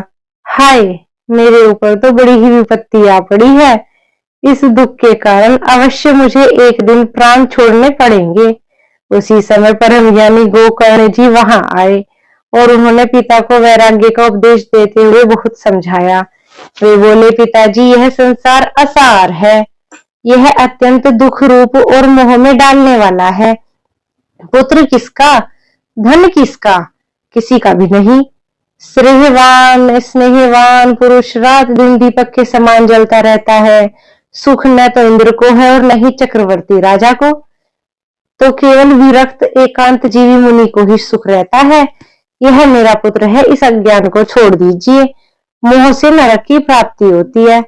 यह शरीर तो नष्ट होगा ही, इसलिए सब कुछ छोड़कर वन में चले जाइए। गोकर्ण के वचन सुनकर आत्मदेव वन में जाने के लिए तैयार हो गया और उनसे कहने लगा, बेटा, वन में रहकर मुझे क्या करना चाहिए, यह मुझसे विस्तार पूर्वक कहो। मैं बड़ा मूर्ख हूं। अब तक कर्मवश स्नेह पाश में बंधा हुआ अपंग की भांति इस घर रूप अंधेरे के कुएं में पड़ा ही था। तुम बड़े दयालु हो, इससे मेरा उद्धार करो। गोकर्ण ने कहा, पिताजी, यह शरीर हड्डी, मांस और रुधिर का पिंड है। इसमें आप मैं मानना छोड़ दें। स्त्री पुत्रादि को कभी अपना न माने। इस संसार को रात दिन क्षण भंगुर देखें। इसकी किसी को भी वस्तु को स्थायी समझकर उसमें राग न करें। बस एकमात्र वैराग्य ही के रसिक हो जाइए और भगवान की भक्ति में लगे रहिए। भगवत जन भी सबसे बड़ा धर्म यही करते हैं, निरंतर उसी का आश्रय लिए रहे, अन्य सब प्रकार के लौकिक धर्मों से मुख मोड़ लें, साधु जनों की सेवा करें, भोगों की लालसा को पास न फटकने दें तथा जल्दी से जल्दी दूसरों के गुण दोषों का विचार करना छोड़कर एकमात्र भगवत सेवा और भगवान की कथाओं का रस का ही पान करें। इस प्रकार पुत्र की वाणी से प्रभावित होकर आत्मदेव ने घर छोड़ दिया और वन की यात्रा की। यद्यपि उसकी आयु उस समय 60 वर्ष की हो चुकी थी, फिर भी बुद्धि में पूरी दृढ़ता थी। वह रात दिन भगवान की सेवा पूजा करने से और नियम पूर्वक भागवत दशम स्कंध का पाठ करने से उसने भगवान श्री कृष्णचंद्र को प्राप्त कर लिया। राधे राधे, श्री कृष्ण गोविंद हरे मुरारी, हे नाथ नारायण वासुदेवा। राधे राधे। और अब हम पढ़ते हैं श्रीमद् भागवत पुराण का 5वां अध्याय, जिसका शीर्षक है धुंधुकारी को प्रेत योनि की प्राप्ति और उससे उद्धार। सूत जी कहते हैं, शौनक जी, पिता के वन चले जाने पर एक दिन धुंधुकारी ने अपनी माता को बहुत पीटा और कहा, बता धन कहाँ रखा है, नहीं तो मैं अभी तेरी लुआठी जलती लकड़ी लेकर खबर लूंगा। उसकी इस धमकी से डरकर पुत्र को उपद्रवों से दुखी होकर वह रात्रि के समय कुएं में जा गिरी और उसकी मृत्यु हो गई। योगनिष्ठ गोकर्ण जी तीर्थ यात्रा के लिए निकल गए। उन्हें इन घटनाओं से कोई सुख या दुख नहीं होता था, क्योंकि उनका न कोई मित्र था और न ही शत्रु। धुंधुकारी 5 वैश्याओं के घर में रहने लगा। उनके भोगों के लिए भोग सामग्री जुटाने की चिंता ने उसकी बुद्धि नष्ट कर दी और वह नाना प्रकार के अत्यंत क्रूर कर्म करने लगा। एक दिन उन कुलटाओं ने उससे बहुत से गहने मांगे। वह तो काम से अंधा तो हो ही रहा था, मौत की उसे कभी याद नहीं आती थी। बस उन्हें जुटाने के लिए वह घर से निकल पड़ा। वह जहां तहां से बहुत सा धन चुराकर घर लौट आया और उन्हें कुछ सुंदर वस्त्र और आभूषण लाकर दिए। चोरी का बहुत सा माल देखकर रात्रि के समय स्त्रियों ने विचार किया कि यह नित्य ही चोरी करता है, इसलिए इसे किसी दिन अवश्य राजा पकड़ लेगा। राजा यह सारा धन छीनकर इसे निश्चय ही प्राणदंड देगा। जब एक दिन इसे मरना ही है, तब हम इसके धन की रक्षा के लिए गुप्त रूप से इसको क्यों न मार डालें। इसे मारकर हम इसका माल लेकर कहीं पर चले जाएंगे। ऐसा निश्चय कर उन्होंने सोए हुए धुंधुकारी को रस्सियों से कस दिया और उसके गले में फांसी लगाकर उसे मारने का प्रयास किया। इससे जब वह जल्दी न मरा तो उन्हें बहुत चिंता हुई। तब उन्होंने उसके मुख पर बहुत से दहकते हुए अंगारे डाल दिए। इससे वह अग्नि की लपटों से बहुत छटपटाकर मर गया। उन्होंने उसके शरीर को एक गड्ढे में डालकर गाड़ दिया। सच है, स्त्रियां प्राय बड़ी दुस्साहसी होती हैं। उनके इस कृत्य का किसी को भी पता न चला। लोगों के पूछने पर कह देती थी कि हमारे प्रियतम पैसे के लोभ से अब की बार कहीं दूर चले गए हैं, इसी वर्ष के अंदर लौट आएंगे। बुद्धिमान पुरुष को दुष्ट स्त्रियों का कभी विश्वास नहीं करना चाहिए। जो मनुष्य इनका विश्वास करता है वह मूर्ख होता है और उसे दुखी होना पड़ता है। इनकी वाणी तो अमृत के समान कामियों के हृदय में रस का संचार करती है, किंतु हृदय छुरे के समान, धार के समान तीक्ष्ण होता है। भला इन स्त्रियों को कौन प्यारा है। वे कुलटाए धुंधुकारी की सारी संपत्ति समेटकर वहां से चंपत हो गई। उनके ऐसे न जाने कितने पति थे और धुंधुकारी अपने कुकर्मों के कारण भयंकर प्रेत हुआ। वह बवंडर के रूप में सर्वदा 10 दिशाओं में भटकता रहता था तथा शीत घाम से संतप्त और भूख प्यास से व्याकुल होने के कारण हा देव चिल्लाता रहता था, परंतु उसे कहीं भी कोई आश्रय न मिला। कुछ काल बीतने पर गोकर्ण ने लोगों के मुख से धुंधुकारी की मृत्यु का समाचार सुना। तब उसे अनाथ समझकर उन्होंने उसकी गया जी में श्राद्ध कर दिया और जहां जहां वे जाते थे उसका श्राद्ध अवश्य करते थे। इस प्रकार घूमते घूमते गोकर्ण जी अपने नगर में आए और रात्रि के समय दूसरों की दृष्टि से बचकर सीधे अपने घर के आंगन में सोने के लिए पहुंच गए। वहां अपने भाई को सोया देखकर आधी रात के समय धुंधुकारी ने अपना बड़ा विकट रूप दिखाया। वह कभी भेड़ा, कभी हाथी, कभी भैंसा, कभी इंद्र और कभी अग्नि का रूप धारण कर रहा था। अंत में वह मनुष्य के आकार में प्रकट हुआ। ये विपरीत अवस्थाएं देखकर गोकर्ण ने निश्चय किया कि यह जरूर किसी दुर्गति को प्राप्त हुआ जीव है। तब उन्होंने उससे धैर्यपूर्वक पूछा। गोकर्ण ने कहा, तू कौन है? रात्रि के समय ऐसे भयानक रूप क्यों दिखा रहा है? तेरी यह दशा कैसे हुई? हमें बता तो सही। तू प्रेत है, पिशाच है या कोई राक्षस है?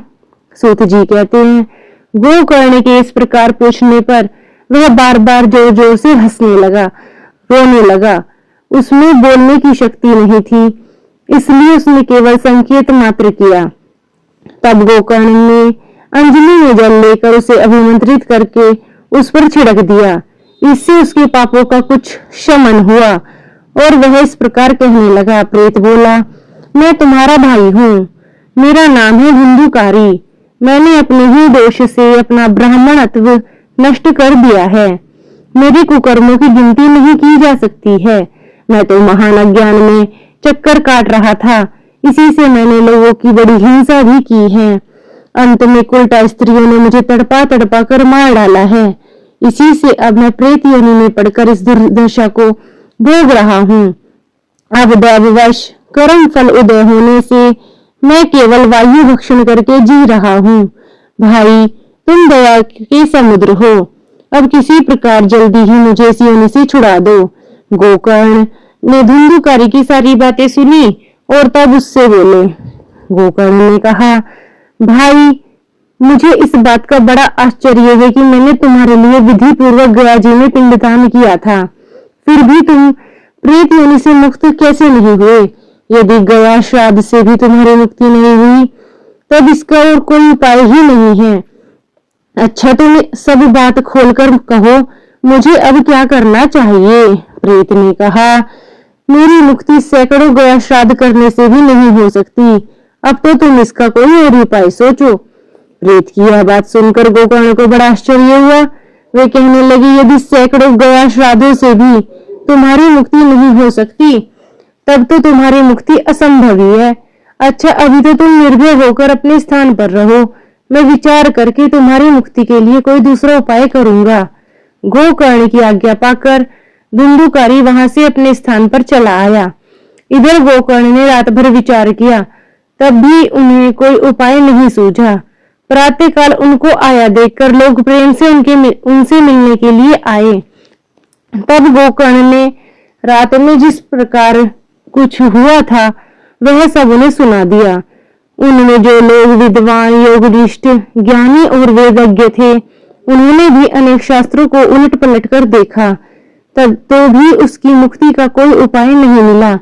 तब सबने यही निश्चय किया कि इस विषय में सूर्य नारायण जो आज्ञा करेंगे वही करना चाहिए। तो गोकर्ण ने अपने तपोबल से सूर्य की गति को रोक दिया। उन्होंने स्तुति की, भगवान, आप सारे संसार के साक्षी हैं, मैं आपको नमस्कार करता हूँ। आप मुझे कृपा करके धुंधुकारी की मुक्ति का साधन बताइए। गोकर्ण की यह प्रार्थना सुनकर सूर्यदेव ने दूसरे ही स्पष्ट शब्दों में कहा, श्रीमद् भागवत से मुक्ति हो सकती है, इसलिए तुम उसका सप्ताह पारायण करो। सूर्य का यह धर्ममय वचन वहां सभी ने सुना। तब सबने यही कहा, प्रयत्न पूर्वक यही करो। है भी यह साधन बहुत सरल, अतः गोकर्ण जी भी तदनुसार निश्चय करके कथा सुनाने के लिए तैयार हो गए। देश और गांव से अनेक लोग कथा सुनने के लिए आए। बहुत से लंगड़े, लूले, अंधे, बूढ़े और मंदबुद्धि पुरुष भी अपने पापों की निवृत्ति के उद्देश्य से वहां आ पहुंचे। इस प्रकार वहां इतनी भीड़ हो गई कि उसे देखकर देवताओं को भी आश्चर्य होता था। जय गोकर्ण जी व्यास गद्दी पर बैठकर कथा कहने लगे। तब वह प्रेत भी वहां आ पहुंचा और इधर उधर बैठने के लिए स्थान ढूंढने लगा। इतने में उसकी दृष्टि एक सीधे रखे हुए 7 गांठ के बांस पर पड़ी। उसके नीचे छेद में घुसकर वह कथा सुनने के लिए बैठ गया। वायु रूप होने के कारण वह बाहर कहीं नहीं बैठ सकता था, इसलिए बांस में घुस गया। गोकर्ण जी ने एक वैष्णव ब्राह्मण को मुख्य श्रोता बनाया और प्रथम स्कंध से ही स्पष्ट स्वर में कथा सुनानी आरंभ कर दी। सायंकाल में जब कथा को विश्राम दिया, तब एक बड़ी विचित्र बात हुई। वहां सभासदों को देखते देखते उस बांस की एक गांठ तड़तड़ शब्द करती हुई फट गई। इस प्रकार दूसरे दिन सायंकाल में दूसरी गांठ फट गई, तीसरे दिन उसी समय तीसरी। इस प्रकार 7 दिनों में 7 गांठों को फोड़कर धुंधुकारी 12 स्कंदों को सुनने से पवित्र होकर प्रेत योनि से मुक्त हो गया और दिव्य रूप धारण करके सबके सामने प्रकट हो गया। उसका मेघ के समान श्याम शरीर पीतांबर और तुलसी की मालाओं से सुशोभित था तथा सिर पर मनोहर मुकुट, कानों में कमनीय कुंडल झिलमिला रहे थे। उसने तुरंत अपने भाई को गोकर्ण को प्रणाम करके कहा, भाई तुमने कृपा करके मुझे प्रेत योनि की यातनाओं से मुक्त कर दिया है। यह प्रेत पीड़ा का नाश करने वाली श्रीमद् भागवत की कथा धन्य है तथा श्री कृष्ण के धाम की प्राप्ति कराने वाला इसका सप्ताह पारायण भी धन्य है। जब सप्ताह श्रवण का योग लगता है तब सब पाप थर्रा उठते हैं कि अब यह भागवत की कथा जल्दी ही हमारा अंत कर देगी। जिस प्रकार आग गीली, सूखी, छोटी, बड़ी सब तरह की लकड़ियों को जला डालती है, उसी प्रकार सप्ताह श्रवण मन, वचन और कर्म द्वारा किए हुए नए पुराने, छोटे बड़े सभी प्रकार के पापों को भस्म कर देता है। विद्वान ने देवताओं की सभा में कहा कि जो लोग इस भारतवर्ष में श्रीमद् भागवत की कथा नहीं सुनते, उनका जन्म वृथा ही है। भला मोह पूर्वक लालन पालन करके यदि इस अनित्य शरीर को हष्ट पुष्ट और बलवान भी बना लिया, तो भी श्रीमद् भागवत की कथा सुनने बिना इसे क्या लाभ हुआ। अस्थियां ही इस शरीर के आधार का स्तंभ है। नस नाड़ी रूप रस्सियों से बंधाया हुआ है। ऊपर से इस पर मांस और रक्त थोपकर इसे चरण से मढ़ दिया गया है। इसके प्रत्येक अंग में से दुर्गंध आती है, क्योंकि है तो यह मलमूत्र का भांड ही।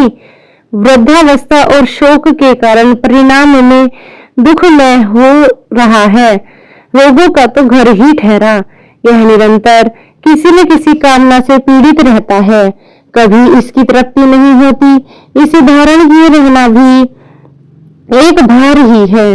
इसके रोम रोम में दोष भरे हुए हैं और नष्ट होने में इसे एक क्षण भी नहीं लगता। अंत में इसे गाड़ दिया जाता है तो इसके कीड़े बन जाते हैं, तो कोई पशु खा जाता है तो यह विष्ठा हो जाता है, और अग्नि में जला दिया जाता है तो भस्म की ढेरी हो जाता है। ये 3 ही इसकी गतियां बताई गई हैं। ऐसे अस्थि पर शरीर से मनुष्य अविनाशी फल देने वाला काम क्यों नहीं बना लेता। जो अन्न प्रातः काल पकाया जाता है वह सायंकाल तक बिगड़ जाता है, फिर उसी के रस से पुष्ट हुए इस शरीर की नित्यता कैसी। इस लोक में सप्ताह श्रवण करने से भगवान की शीघ्र ही प्राप्ति हो सकती है। अतः सब प्रकार के दोषों की निवृत्ति के लिए एकमात्र यही साधन है। जो लोग भागवत की कथा से वंचित हैं, वे तो जल में बुदबुदे, और भागवत की कथा से वंचित है तो वे जल में बुदबुदे और जीवों में मच्छरों के समान केवल मरने के लिए ही पैदा हुए हैं। भला जिसके प्रभाव से जड़ और सूखे हुए बांस की गांठ फट सकती है, उस भागवत कथा का श्रवण करने से चित्त की गांठों का खुल जाना कौन सी बड़ी बात है। सप्ताह श्रवण करने से मनुष्य के हृदय की गति सभी गांठें खुल जाती हैं, उसके समस्त संशय छिन्न भिन्न हो जाते हैं, सारे कर्म क्षीण हो जाते हैं। भागवत कथा तीर्थ संसार के कीचड़ धोने में काम करती है। विद्वानों का कथन है कि जब यह हृदय में स्थित हो जाता है तब मनुष्य मुक्ति निश्चित ही समझनी चाहिए। जिस समय धुंधुकार ये सब बातें कह रहा था, जिसके लिए वैकुंठवासी पापर्दों के सहित सभी पार्षदों के साथ एक विमान से उतरा, उससे सब और मंडलाकार प्रकाश फैल रहा था। सब लोगों के सामने धुंधुकारी उस विमान पर चढ़ गया। तब उस विमान पर आए हुए पार्षदों को देखकर उनसे गोकर्ण की बात कही गई। गोकर्ण ने पूछा, भगवान के प्रिय पार्षदों, यहाँ तो हमारे अनेकों शुद्ध हृदय श्रोतागण हैं, उनके सबके लिए आप लोग एक साथ बहुत से विमान क्यों नहीं लाए? हम देखते हैं कि यहाँ सभी ने समान रूप से कथा सुनी है, फिर फल में इस प्रकार का भेद क्यों हुआ, यह बताइए। भगवान के सेवकों ने कहा, हे मानस, इस फल भेद के कारण है, इनको श्रवण का भेद ही है। यह ठीक है कि श्रवण तो सबने समान रूप से किया है, किंतु इसके जैसा मनन नहीं किया। इसी से एक साथ भजन करने पर भी उसके फल में भेद रहा। इस प्रेत ने 7 दिनों तक निराहार रहकर श्रवण किया है तथा सुने हुए विषय का स्थिर चित्त से यह खूब मनन निधिध्यासन भी करता रहता था। जो ज्ञान दृढ़ नहीं होता वह व्यर्थ होता है। इसी प्रकार ध्यान न देने से, श्रवण का, संदेह से, मंत्र का और चित्त के इधर उधर भटकते रहने से जप का कोई फल नहीं होता। वैष्णवहीन देश, अपात्र को कराया हुआ श्राद्ध का भोजन, अश्वप्रिय को दिया हुआ दान और आचारहीन कुल, इन सब का नाश हो जाता है। गुरु वचनों में विश्वास, दीनता का भाव, मन के दोषों पर विजय और कथा में चित्त की एकाग्रता आदि नियमों का यदि पालन किया जाए तो श्रवण का यथार्थ फल मिलता है। यदि ये श्रोता फिर से श्रीमद् भागवत की कथा सुने तो निश्चय ही सबको वैकुंठ की प्राप्ति होगी और गोकर्ण जी आपको तो भगवान स्वयं आकर गोलोक धाम में ले जाएंगे। यूं कहकर वे सब पार्षद हरि कीर्तन करते हुए वैकुंठ लोक में चले गए। श्रावण मास में गोकर्ण जी ने फिर उसी प्रकार सप्ताह क्रम में कथा कही और उन श्रोताओं से ने उसे फिर सुना। नारद जी, इस कथा की समाप्ति पर जो कुछ हुआ वह सुनिए। वहां भक्तों से भरे हुए विमानों के साथ भगवान प्रकट हुए। सब ओर से खूब जय जयकार और नमस्कार की ध्वनियां होने लगी। भगवान स्वयं हर्षित होकर अपने पांचजन्य शंख की ध्वनि करने लगे और उन्होंने गोकर्ण को हृदय से लगाकर अपने समान बना लिया। उन्होंने क्षण भर में ही अन्य सब श्रोताओं को भी मेघ के समान श्याम वर्ण, रेशमी पीतांबरधारी तथा किरीट और कुंडलादि से विभूषित कर दिया। उस गांव में कुत्ते और चांडाल पर्यंत जितने भी जीव थे वे सभी गोकर्ण जी की कृपा से विमानों पर चढ़ा लिए गए तथा जहाँ योगी जन जाते हैं उस भगवत धाम में वे भेज दिए। इस प्रकार भक्त वत्सल भगवान श्री कृष्ण कथा श्रवण से प्रसन्न होकर गोकर्ण जी को साथ ले अपने ग्वाल बालों के प्रिय गोलोक धाम में चले गए। पूर्व काल में जैसे अयोध्यावासी भगवान श्री राम के साकेत धाम सिधारे थे, उसी प्रकार भगवान श्री कृष्ण उन सबको योगी दुर्लभ गोलोक धाम को ले गए, जिस लोक में सूर्य, चंद्रमा और सिद्धांतों की भी कभी गति नहीं हो सकती। उसमें वे श्रीमद् भागवत का श्रवण करने चले गए। नारद जी, सप्ताह यज्ञ के द्वारा कथा श्रवण करने से जैसा उज्जवल फल संचित होता है उसके विषय में हम आपसे क्या कहें। अजी, जिन्होंने अपने कर्म पुट से गोकर्ण जी की कथा के एक अक्षर का भी पान कर लिया, वे फिर माता की गर्भ में नहीं आए। जिस गति को लोग वायु, जल या पत्ते खाकर शरीर सुखाने से, बहुत काल तक घोर तपस्या करने से और योगाभ्यास से भी नहीं पा सकते, उसे वे सप्ताह श्रवण से सहज में ही प्राप्त कर लेते हैं। इस परम पवित्र इतिहास का पाठ चित्रकूट पर विराजमान मुनीश्वर शांडिल्य भी ब्रह्मानंद में मगन होकर करते रहते हैं। यह कथा बड़ी ही पवित्र है। एक बार के श्रवण से ही समस्त पाप राशि को भस्म कर देती है। यदि इसका श्राद्ध के समय पाठ किया जाए तो इससे पितृगण को बड़ी तृप्ति होती है और नित्य पाठ करने से मोक्ष की प्राप्ति होती है। राधे राधे। पंचम अध्याय समाप्तम। श्री कृष्ण गोविंद हरे मुरारी। राधे राधे राधे।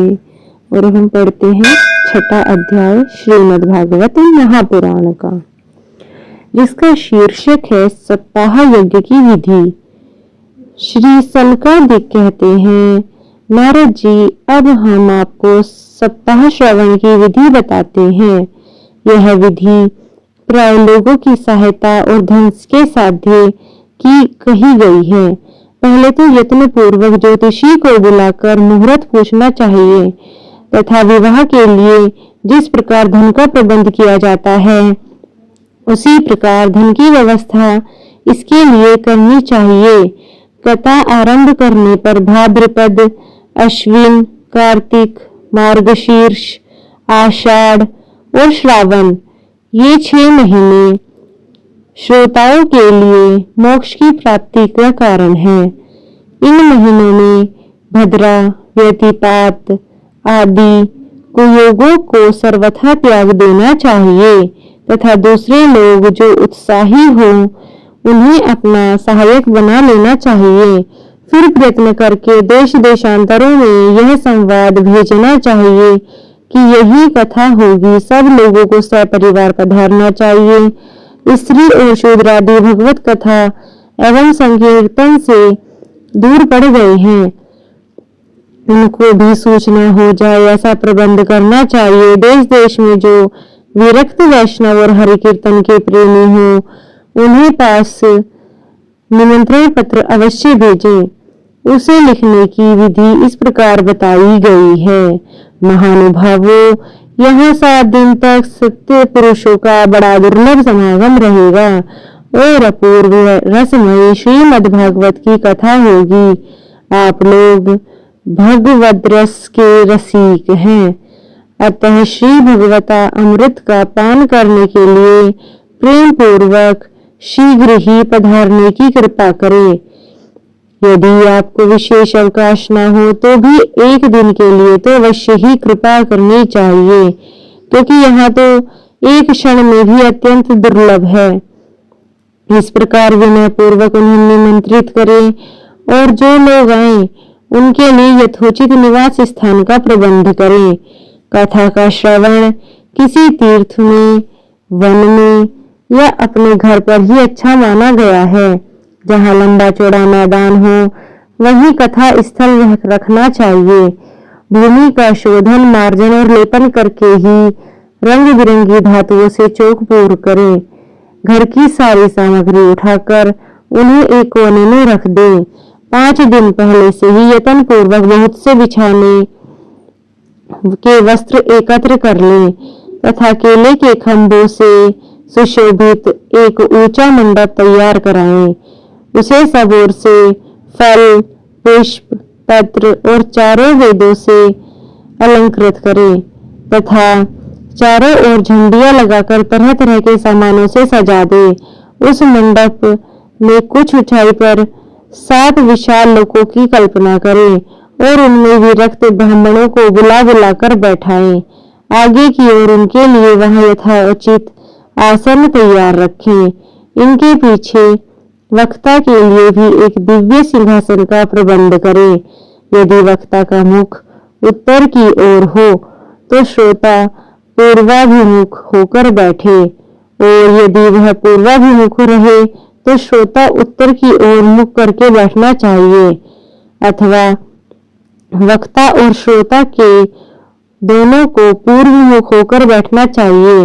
देश काल आदि काल जानने वाला महानुभावों श्रोता के लिए ऐसा नियम बताया है जो वेद शास्त्र स्पष्ट व्याख्या करने में समर्थ हो, तरह तरह के दृष्टांत दे सकता हो तथा विवेकी और अत्यंत निस्पृह हो।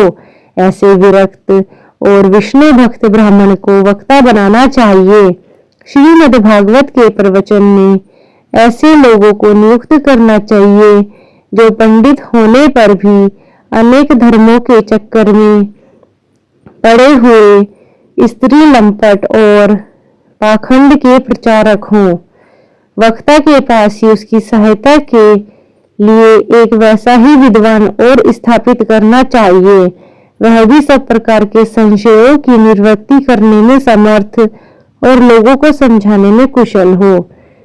कथा प्रारंभ के दिन से एक दिन पूर्व व्रत ग्रहण करने के लिए वक्ता को शोर करा लेना चाहिए तथा अरुणोदय के समय शौच से निवृत्त होकर अच्छी तरह स्नान करें और संध्यादि अपने नित्य कर्मों को संक्षेप से समाप्त करके कथा के विघ्नों की निवृत्ति के लिए गणेश जी का पूजन करें। तदनंतर पितृगण का तर्पण कर पूर्व पापों की शुद्धि के लिए प्रायश्चित करें और एक मंडल बनाकर उसमें श्री हरि को स्थापित करें।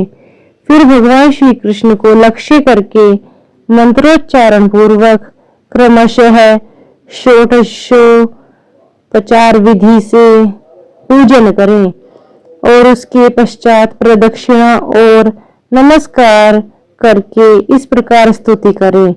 करुणा निधान मैं संसार सागर में डूबा हुआ और बड़ा दीन हूँ। कर्म के मोह रूपी ग्रह ने मुझे पकड़ रखा है। आप इस संसार सागर से मेरा उद्धार कीजिए। इसके पश्चात धूप दीप आदि सामग्रियों से श्रीमद् भागवत की भी बड़े उत्साह और पुस्तक के आगे नारियल रखकर नमस्कार करें और प्रसन्नचित से इस प्रकार स्तुति करें। श्रीमद् भागवत के रूप में आप साक्षात श्री कृष्ण भगवान ही हैं, यहाँ विराजमान है। नाथ, मैंने भगवत सागर से छुटकारा पाने के लिए आपकी शरण ले ली है। मेरा यह मनोरथ आप बिना किसी विघ्न बाधा के सांगोपांग पूरा करें। केशव, मैं आपका दास हूँ। इस प्रकार दीन वचन कहकर फिर वक्ता का पूजन करें, उसे सुंदर वस्त्राभूषणों से विभूषित करें और फिर पूजा के पश्चात उसकी इस प्रकार स्तुति करें। सुख स्वरूप भगवान, आप समझाने की कला में कुशल है और सब शास्त्रों में पारंगत है। कृपया इस कथा को प्रकाशित करके मेरा अज्ञान दूर करें। फिर अपने कल्याण के लिए प्रसन्नता पूर्वक उसके सामने नियम ग्रहण करें और 7 दिनों तक यथाशक्ति उसका पालन करें। कथा में विघ्न न हो इसके लिए 5 ब्राह्मणों को और वर्ण करें। वे 12 अक्षर मंत्र द्वारा भगवान के नामों का जप करें। वे ब्राह्मण अन्य विष्णु भक्त एवं कीर्तन करने वालों को नमस्कार करें, उनकी पूजा करें और उनकी आज्ञा पाकर स्वयं भी आसन पर बैठ जाए। जो पुरुष लोक संपत्ति, धन, घर और पुत्र आदि की चिंता छोड़कर शुद्ध चित्त से केवल कथा में ही ध्यान रखता है, उसकी श्रवण का उत्तम फल मिलता है। बुद्धिमान वक्ता को चाहिए कि सूर्योदय से कथा आरंभ करके 3:30 पहर तक मध्यम स्वर से अच्छी तरह कथा बाँचे। दोपहर के समय 2 घड़ी कथा बंद रखे। उस समय कथा के प्रसंग के अनुसार वैष्णवों को भगवान के गुणों का कीर्तन करना चाहिए। व्यर्थ बातें नहीं करनी चाहिए। कथा के समय मलमूत्र के वेग को काबू में करने के लिए अल्पाहार सुखकारी होता है। इसलिए श्रोता केवल एक ही समय हविष्य मात्र भोजन करे। यदि शक्ति हो तो सातों दिन निराहार रहकर कथा सुने, अथवा केवल घी या दूध पीकर ही सुखपूर्वक कथा श्रवण करे, अथवा फलाहार या एक समय ही भोजन करे। जिससे जैसा नियम सुविधि से सध सके उसको ऐसे ही कथा श्रवण के लिए ग्रहण करे। मैंने तो उपवास की अपेक्षा भोजन करना अच्छा समझता हूँ, यदि वह कथा श्रवण में सहायक हो। यदि उपवास से श्रवण में बाधा पहुंचती हो तो वह किसी काम का नहीं। नारद जी, नियम से सप्ताह सुनने वाले पुरुषों के नियम सुनिए। विष्णु भक्त की दीक्षा से रहित पुरुष कथा श्रवण का अधिकारी नहीं है। जो पुरुष नियम से कथा सुने उसे ब्रह्मचर्य से रहना, भूमि पर सोना और नित्य प्रति कथा समाप्त होने पर तत्पल में भोजन करना चाहिए। दाल, मधु, तेल, गरिष्ठ अन्न, भाव दूषित पदार्थ और बासी अन्न उसे इनका सर्वदा ही त्याग कर देना चाहिए। काम, क्रोध, मद, मान, मत्सर, लोभ, दंभ, मोह और द्वेष को तो अपने पास भी नहीं फटकने देना चाहिए। वह वेद, वैष्णव, ब्राह्मण, गुरु, गो सेवक तथा स्त्री, राजा, महापुरुषों की निंदा से भी बचे। नियम से कथा सुनने वाले पुरुष को रजस वाला स्त्री, अंत्यज, मलेच्छ, पतित, गायत्रीहीन, द्विज, ब्राह्मणों से द्वेष करने वाले तथा वेद को न मानने वाले पुरुषों से बात नहीं करनी चाहिए। सर्वदा सत्य, शौच, दया, मौन, सरलता, विनय और उदारता का बर्ताव करना चाहिए। धनहीन, क्षयरोगी, किसी अन्य रोग से पीड़ित, भाग्यहीन, पापी, पुत्रहीन और मुमुक्षु भी यह कथा का श्रवण करें। जिसे स्त्री का रजो दर्शन रुक गया हो, जिसे एक ही संतान होकर ठहर गई हो, जो बांझ हो, जिसकी संतान होकर मर जाती हो, या जिसका गर्भ गिर जाता हो, वह यत्न पूर्वक इस कथा को सुने। यह सब यदि विधिवत कथा सुने तो इन्हें अक्षय फल की प्राप्ति हो सकती है। यह अति उत्तम दिव्य कथा करोड़ों यज्ञों का फल देने वाली है। इस प्रकार इस व्रत की विधियों का पालन करके फिर उद्यापन करें। जिन्हें इसके विशेष फल की इच्छा हो वे जन्माष्टमी व्रत के समान ही इस कथा का उद्यापन करें, किंतु जो भगवान के अकिंचन भक्त हैं उनके लिए उद्यापन का कोई आग्रह नहीं है। वे श्रवण से ही पवित्र है, क्योंकि वे तो निष्काम भगवत भक्त हैं। इस प्रकार जब सप्ताह यज्ञ समाप्त हो जाए तब श्रोताओं को अत्यंत भक्ति पूर्वक पुस्तक और वक्ता की पूजा करनी चाहिए। फिर वक्ता श्रोताओं को प्रसाद, तुलसी और प्रसादी मालाएं दे तथा सब लोग मृदंग और झांझ की मनोहर ध्वनि से सुंदर कीर्तन करें। जय जयकार, नमस्कार, शंख ध्वनि का घोष कराएं तथा ब्राह्मणों और याचकों को धन और अन्न दें। श्रोता विरक्त हो तो कर्म की शांति के लिए दूसरे दिन गीता पाठ करे। गृहस्थ हो तो हवन करे। उस हवन में दशम स्कंध का एक एक श्लोक पढ़कर विधि पूर्वक खीर, मधु, घी, तिल और अन्न आदि सामग्रियों से आहुति दे, अथवा एकाग्र चित्त से गायत्री मंत्र द्वारा हवन करे, क्योंकि तत्वतः यह महापुराण गायत्री स्वरूप ही है।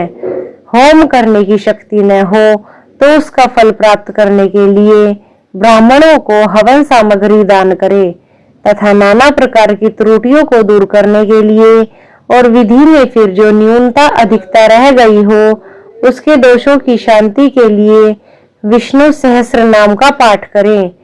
उससे सभी कर्म सफल हो जाते हैं, क्योंकि कोई भी कर्म इससे बढ़कर नहीं है। फिर 12 ब्राह्मणों को खीर और मधु आदि उत्तम उत्तम पदार्थ खिलाए तथा व्रत की पूर्ति के लिए गौ का और स्वर्ण का दान करे। सामर्थ्य हो तो 3 तोले सोने का एक सिंहासन बनवाए। उस पर सुंदर अक्षरों में लिखी हुई श्रीमद् भागवत की पोथी रखकर उसकी आवाहन आदि विधिविध उपचारों से पूजा करे और फिर जितेंद्रिय आचार्य को उसका वस्त्र आभूषण और गंध आदि से पूजन कर दक्षिणा के सहित समर्पण कर दे। यूं करने से वह बुद्धिमान दाता जन्म मरण के बंधों से मुक्त हो जाता है। यह सप्ताह परायण की विधि सब पापों को निवृत्ति कर देने वाली है। इसका इस प्रकार ठीक ठीक पालन करने से वह मंगलमय भागवत पुराण अभिष्ट फल प्रदान करता है तथा अर्थ धर्म काम और मोक्ष चारों की प्राप्ति का साधन हो जाता है। इसमें संदेह नहीं है। सनकादि कहते हैं, नारद जी, इस प्रकार तुम्हें यह सप्ताह श्रवण की विधि हमने पूरी पूरी सुना दी है। अब और क्या सुनना चाहते हो? इस श्रीमद् भागवत से भोग और मोक्ष दोनों ही हाथ लग जाते हैं। सूत जी कहते हैं, शौनक जी, यूं कहकर महामुनि सनकादि एक सप्ताह तक विधि पूर्वक इस सर्व पाप नाशिनी परम पवित्र तथा भोग और मोक्ष प्रदान करने वाली भागवत कथा का प्रवचन किया। सब प्राणियों ने नियम पूर्वक इससे श्रवण किया। इसके पश्चात उन्होंने विधि पूर्वक भगवान पुरुषोत्तम की स्तुति की। कथा के अंत में ज्ञान वैराग्य और भक्ति को बड़ी पुष्टि मिली और अगर वे तीन एकदम तरुण होकर सब जीवों का चित्त अपनी ओर आकर्षित करने लगे। अपना मनोरथ पूर्ण होने से नारद जी भी बड़ी प्रसन्नता हुई। उनके सारे शरीर में रोमांच आ गया और वे परमानंद से पूर्ण हो गए। इस प्रकार कथा श्रवणाकर भगवान के प्यारे नारद जी हाथ जोड़कर प्रेम से गदगद वाणी से सनकादि कहने लगे। नारद जी ने कहा, मैं धन्य हूँ, आप लोगों ने करुणा करके मुझे बड़ा ही अनुग्रहित किया है। आज मुझे सर्व पापहारी भगवान श्री हरि की प्राप्ति हो गई। तपोधनो, मैं श्रीमद् भागवत श्रवण को ही सब धर्मों से श्रेष्ठ मानता हूँ, क्योंकि इसके श्रवण से वैकुंठ गोलोक बिहारी जी श्री कृष्ण की प्राप्ति होती है। सूत जी कहते हैं, शौनक जी, वैष्णव श्रेष्ठ नारद जी कह ही रहे थे कि वहां घूमते फिरते योगेश्वर सुखदेव जी आ गए। कथा समाप्त होते ही व्यास नंदन श्री सुखदेव जी वहां पधारे। 16 वर्ष की सी आयु आत्म लाभ से पूर्ण ज्ञान रूपी महासागर का संवर्धन करने के लिए चंद्रमा के समान वे प्रेम से धीरे धीरे श्रीमद् भागवत का पाठ कर रहे थे। परम तेजस्वी सुखदेव जी को देखकर सारे सभासद झटपट खड़े हो गए और उन्होंने एक ऊंचे आसन पर उनको बैठाया। फिर देवऋषि नारद ने उनका प्रेम पूर्वक पूजन किया। उन्हें सुख पूर्वक बैठकर कहा, आप लोग मेरी निर्मल वाणी सुनिए। श्री सुखदेव जी बोले, रसिक व भावुक जन, यह श्रीमद् भागवत वेद रूप कल्प वृक्ष परिपक्व फल है। श्री सुखदेव स्वरूप शुक के मुख का संयोग होने से अमृत रस से परिपूर्ण है। यह रस ही रस है, इसमें न छिलका है न गुठली है। यह इसी लोक में सुलभ है। जब तक शरीर में चेतना रहे तब तक आप लोग बार बार इसका पान करें। महामुनि व्यास देव ने श्रीमद् भागवत महापुराण की रचना की है। इसमें निष्कपट निष्काम परम धर्म का निरूपण है। इसमें शुद्धांतकरण सत्पुरुषों के जानने योग्य कल्याणकारी वास्तविक वस्तु का वर्णन है, जिससे तीनों तापों की शांति होती है। इसका आश्रय लेने पर दूसरे शास्त्र अथवा साधन की आवश्यकता नहीं रहती। जब कभी पुण्य आत्मा पुरुष इसके श्रवण की रचना करते हैं, इच्छा करते हैं, तभी ईश्वर अविलंब उनके हृदय में अवरुद्ध हो जाते हैं। यह भागवत पुराणों का तिलक और वैष्णवों का धन है। इसमें परमहंसों के प्राप्य विशुद्ध ज्ञान का ही वर्णन है तथा ज्ञान वैराग्य और भक्ति के सहित निवृत्ति मार्ग को प्रकाशित किया गया है। जो पुरुष भक्ति पूर्वक इसके श्रवण का पठन और मनन में तत्पर रहता है, वह मुक्त हो जाता है। यह रस स्वर्गलोक, सत्यलोक, कैलाश और वैकुंठ में भी नहीं है। इसलिए भाग्यवान श्रोताओं, तुम इसका खूब पान करो, इसे कभी मत छोड़ो। सूत जी कहते हैं, श्री सुखदेव जी इस प्रकार कह ही रहे थे कि उस सभा के बीचों बीच प्रहलाद, बलि, उद्धव और अर्जुन आदि पार्षदों के सहित साक्षात श्री हरि प्रकट हो गए। तब देव ऋषि नारद ने भगवान और उनके भक्तों की यथोचित पूजा की। भगवान को प्रसन्न देखकर देव ऋषि ने उन्हें एक विशाल सिंहासन पर बिठा दिया और सब लोग उनके सामने कीर्तन करने लगे। उस कीर्तन को देखने के लिए श्री पार्वती जी के सहित महादेव जी और ब्रह्मा जी भी आ गए। कीर्तन आरंभ हुआ। प्रहलाद जी जो चंचल गति फुर्तीले होने के कारण करताल बजाने लगे। उद्धव जी झांझे उठा ली। देव ऋषि नारद वीणा की ध्वनि करने लगे। स्वर विज्ञान गान विद्या में कुशल होने के कारण अर्जुन राग अल्पाने लगे। इंद्र ने मृदंग बजाना आरंभ कर दिया। सनकादि बीच बीच में जय घोष करने लगे और इन सब के आगे सुखदेव जी तरह तरह की सरस अंग भंगी करने वाले भाव बताने लगे। इन सब के बीच में परम तेजस्वी भक्ति ज्ञान और वैराग्य नटों के समान नाचने लगे। इस अलौकिक कीर्तन को देखकर भगवान प्रसन्न हो गए और इस प्रकार कहने लगे कि मैं तुम्हारी इस कथा और कीर्तन में बहुत प्रसन्न हूँ। तुम्हारे भक्ति भाव ने मुझे अपने वश में कर लिया है, अतः तुम लोग मुझसे वर मांगो। भगवान के वचन सुनकर सब लोग बड़े प्रसन्न हो गए और प्रेम आदर चित्र से भगवान से कहने लगे, भगवान हमारी यही अभिलाषा है कि भविष्य में जहाँ कहीं भी सप्ताह कथा हो वहां आप इन पार्षदों के साथ अवश्य पधारें। हमारा यह मनोरथ पूर्ण कर दीजिए। भगवान तथास्तु कहकर अंतर्ध्यान हो गए। इसके पश्चात नारद जी ने भगवान और उनके पार्षदों के चरणों को लक्ष्य करके प्रणाम किया और फिर सुखदेव जी आदि तपस्वियों को भी नमस्कार किया। कथा अमृत का पान करने से सब लोगों को बड़ा ही आनंद हुआ। उनका सारा मोह नष्ट हो गया। फिर वे सब लोग अपने अपने स्थानों को चले गए। उस समय सुखदेव जी ने भक्ति को उसके पुत्रों सहित अपने शास्त्र में स्थापित कर दिया। इसी से भागवत कथा का सेवन करने से श्री हरि वैष्णव के हृदय में आ विराजते हैं। जो लोग दरिद्रता के दुख ज्वर की ज्वाला से दग्ध हो रहे हैं, जिनकी माया पिशाची ने रोंद डाला है तथा जो संसार समुद्रों में डूब रहे हैं, उनका कल्याण करने के लिए श्रीमद् भागवत सिंहनाद कर रहा है। शौनक जी ने पूछा, सूत जी, सुखदेव जी ने राजा परीक्षित को, गोकर्ण ने धुंधुकारी को और सनकादि ने नारद जी को किस किस समय यह ग्रंथ सुनाया, मेरा यह संशय दूर कीजिए। सूत जी ने कहा, भगवान श्री कृष्ण के सब धाम गमन के लिए बाद कलयुग के 30 वर्ष से कुछ अधिक वर्ष बीत जाने पर भाद्रपद मास की शुक्ला नवमी को सुखदेव जी ने कथा आरंभ की थी। राजा परीक्षित के कथा सुनने के बाद कलयुग के 200 वर्षों को बीत जाने पर आषाढ़ मास की शुक्ला नवमी को गोकर्ण जी ने यह कथा सुनाई थी। इसके पीछे कलयुग के 30 वर्ष और निकल जाने पर कार्तिक शुक्ला नवमी से सनकादि ने यह आरंभ की थी। निष्पाप शौनक जी, आपने जो कुछ पूछा था उसका उत्तर मैंने आपको दे दिया। इस कलयुग में भागवत की कथा भवरोग की रामबाण औषध है। संत जन, आप लोग आदर पूर्वक इस कथा अमृत का पान कीजिए। यह श्री कृष्ण को अत्यंत प्रिय, संपूर्ण पापों का नाश करने वाला, मुक्ति का एकमात्र कारण और भक्ति को बढ़ाने वाला है।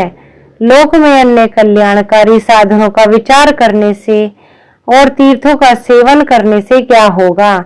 अपने दूतों को हाथ में पाश लिए देखकर यमराज उनके कान में कहते हैं, देखो यह भगवान की कथा वार्ता में मत्त हो रहे हैं, उनसे दूर रहना। मैं औरों को ही दंड देने की शक्ति रखता हूँ, वैष्णवों को नहीं। इस असार संसार में विषय रूप विषय की आसक्ति के कारण व्याकुल बुद्धि वाले पुरुषों, अपने कल्याण के उद्देश्य से आधे क्षण के लिए भी इस शुभ कथा रूप अनुपम सुधा का पान करो। प्यारे भाइयों बहनों, निंदित कथाओं से युक्त कुपथ में व्यर्थ ही क्यों भटक रहे हो। इस कथा के कान में प्रवेश करते ही मुक्ति हो जाती है। इस कथा के बारे में इस बात के साक्षी राजा परीक्षित हैं। श्री सुखदेव जी प्रेम रस के प्रवाह में स्थित होकर इस कथा को कहा था। इस कथा का जिसके कंठ से संबंध हो जाता है वह वैकुंठ का स्वामी बन जाता है। शौनक जी, मैंने अनेक शास्त्रों को देखकर अपने आप को वह परम गोप्य रहस्य भी सुनाया है। यह सब शास्त्रों का सिद्धांतों का यही निचोड़ है। संसार में शुक शास्त्र से अधिक पवित्र और कोई वस्तु नहीं है। आप लोग परमानंद की प्राप्ति के लिए इस 12 स्कंध रूप रस का पान करें। जो पुरुष नियम पूर्वक इस कथा का भक्ति भाव से श्रवण करता है और जो शुद्धांतकरण भगवत भक्तों के सामने इसे सुनाता है, वे दोनों ही विधि का पूरा पालन करने के कारण इसका यथार्थ फल पाते हैं। उनके लिए त्रिलोकी में कुछ भी असाध्य नहीं रह जाता। श्रीमद् भागवत महात्म्य समाप्त। हरि ओम तत्सत। हरि ओम तत्सत। हरि ओम तत्सत। हरि ओम में इतनी शक्ति भरी थी, गरुड़ छोड़ आए ना देरी करी थी।